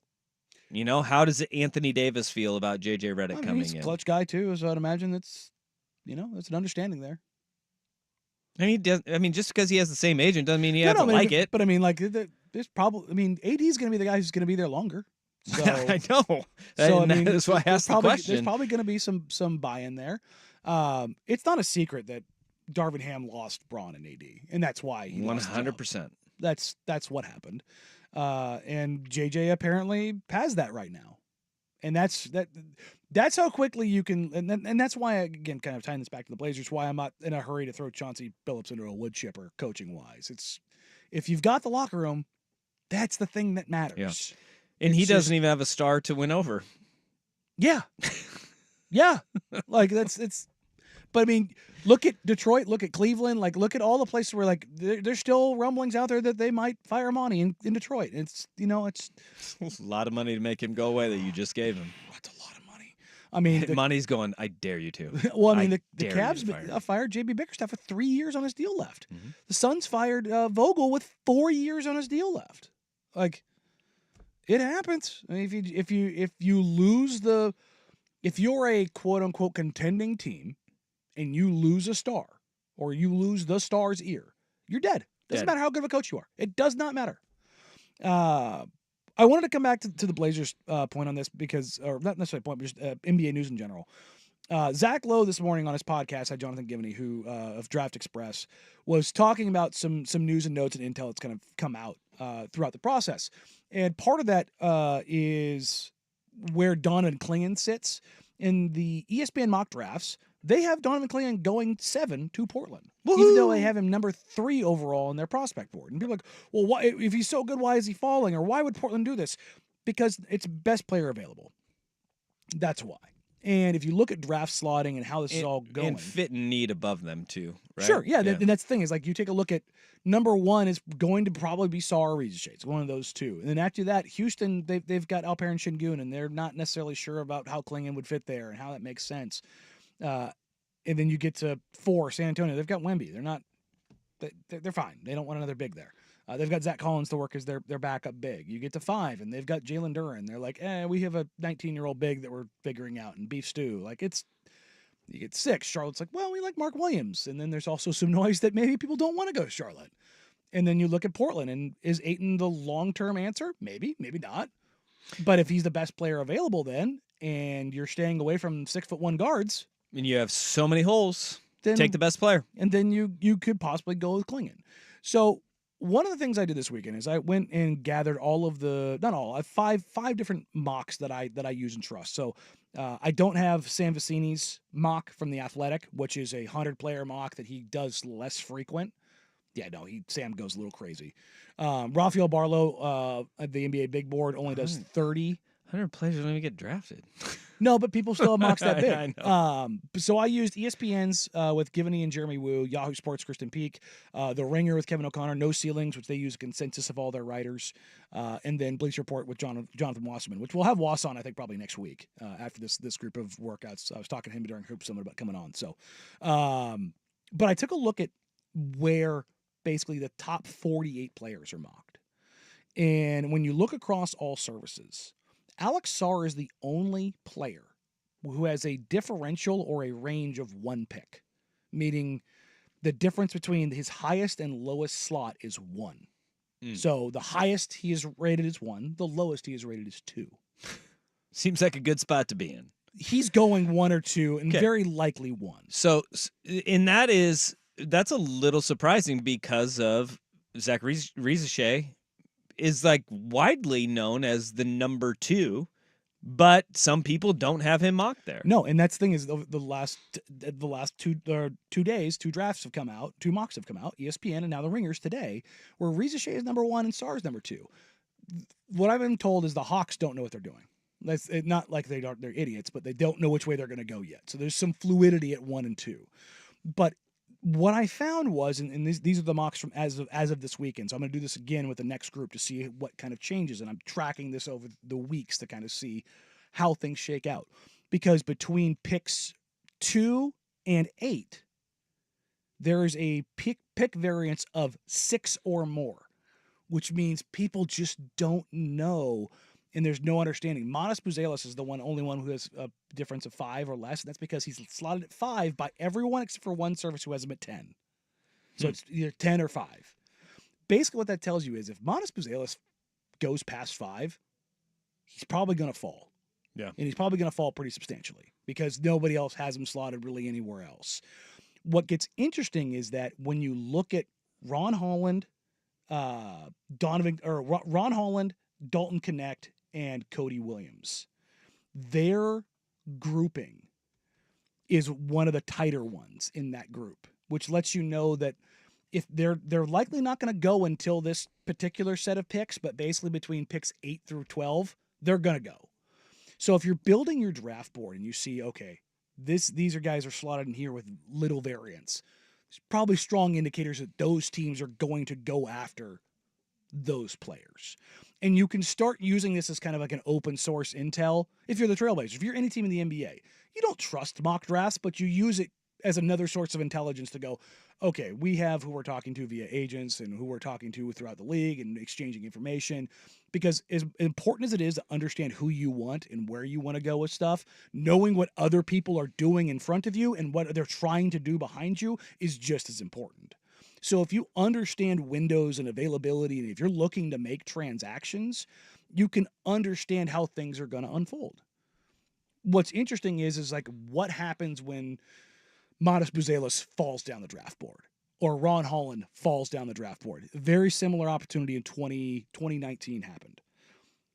Cam Johnson was slotted between 28th and 32nd on mock drafts. That night, he went 11th to the Phoenix Suns. That's a seismic change in where he went. Nasir Little was mocked between 9th and 12th, most in 9 or 10 slots. He fell all the way to 25th to Portland. He never interviewed at Portland. He never worked out with Portland. Portland was minutes away from submitting a pick that was Dylan Windler, a shooter from Belmont. Never heard of him. He ended up going the next pick, I believe, to Cleveland. But coincidentally enough, the Blazers were hoping to get Cam Johnson and draft him ahead of his draft slot because that was a guy that they liked. But you don't know. If one guy is going to fall, you be prepared to move back or say, hey, this guy's going to fall and we like him, then we can, like the Cam Whitmore thing last year. Oh my God, Cam Whitmore's sliding. 2 nights before the draft, everyone knew Cam Whitmore was going to slide. That was one of those things like you just kind of hear it behind the scenes, like it's not going to go well. That's the thing is you can take a look at some of these mocks and get an understanding. Like right now, Tyler Smith, who the Blazers just had in 2 weeks ago, was mocked mid-lottery. I've heard that his workouts have been some subpar. His interviews haven't been great. And now you look at mocks and he's at the back of the first round or beginning of the second round. Oof. That's how fluid stuff can be. And if you start looking at like the different groupings, once you get past the lottery of this group, as far as their variance, you start seeing like anywhere between 16 and 26. Do you find any guys that were surprised that were Tighter? higher? Yes, yeah. And that's with the beginning of the second round. There's 3 guys who have picked variance of 4 or less. Oh wow! Which those promises. Are indications of promises. And as of now, I know of 5 players that have been given either a very early second or a late first round promise. So 3 in the first, 2 in the second, and we'll probably get a few more between now and then, which is interesting considering just how fluid this draft is. Yeah. So. Just wanted to share that one just because if you want to take a look at all of the research, it's like 3,500 words, deep diving into kind of open source mock intel. That's cool stuff. I mean, it kind of gives you an idea of what framing. Everybody else is kind of hearing, and it puts together in one little package for you. That's cool. It's a fun little dive if you want to get into that. I will have a write up on Jared McCain from today as well. That'll be up later tonight as well. I teased a little bit of college football. You want to wrap a little college football? Little top Sure. 20, little Yeah, top let's 25 do it. action. See where we're sitting. Yeah, let's do it. We'll close this show with the first peek at our first top 25 heading into the college football season. Danny and Dusty, Danny the Fan.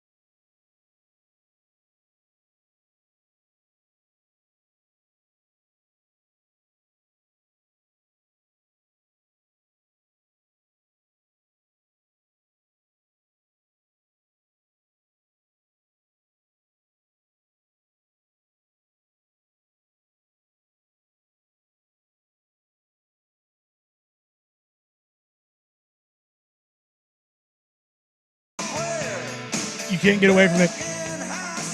The football will encroach no matter what. You're damn right it will. We'll get our first little polls out. Yeah, and this is way too early. It's far too early, and nobody should really care all too much. But it's a fun little poll here. It is Athlon Sports in June 4th. Hey. Has released their preseason top 25, which, God, do these things seem to be coming out earlier and earlier? Yes. It seems like every single year it is. We still have a whole transfer portal. Well, I mean, the transfer portal's closed, but there's still guys that are going to land places for sure. It's nuts to think that they're like, yep, this is who the top 25 in college football are going to be. Mark it in stone. What? Okay. But I think when you look at it, you kind of get that framing of where the talking heads, and like this is where perception starts on your program, and who is slotted where early on kind of frames the story of what the college football season is going to look like as we go on. And we're already looking and have games circled, on the calendar for which games are going to be the big ones in college football. Obviously, USC and LSU to start the season. Like that game, people have that one circled. And Athlon has that as an 11 versus 22 matchup. 11 being LSU, 22 being USC, as they break in a new quarterback with life after Caleb Williams. But we have like Oregon and Ohio State. And right now, like you get excited because Athlon Sports, even though it's week 7, there's going to be so much football to be played between now and when Ohio State goes to Autzen Stadium. You're looking at it going, that's a 2-3 matchup, a top 5 matchup in college football. Athlon has their top 25 right now. 1, Georgia. 2, Ohio State. 3, Oregon. 4, Texas. 5, Ole Miss. 6, Bama. 7 is Michigan. 8, Penn State is at 8, Notre Dame at 9, and Missouri rounding out the top 10. And Ole Miss and Missouri sneaking in here, just consistently being good teams. Missouri was damn good last year. Mm-hmm. And, they played that banged up Ohio State team in the Sugar Bowl. Yeah. But they've kind of been slowly but surely going down this road. And Eli Drinkowitz, who was former Appalachian State head coach, who goes over to Missouri, he is a lunatic, but he's a damn good football coach. The best kind of lunatic. And you saw what he was able to build at Appalachian State, and it's been able to translate over at Missouri. But Ole Miss, Lane Kiffin, the Portal King, like Deion can say all he wants that, they're the Portal Kings. Lane Kiffin is doing what Deion has this vision of doing, which is he's recruiting at a very high level in high school ranks. Is he a top 5 recruiter? No. But Lane Kiffin and his staff develop talent too. Like they do a phenomenal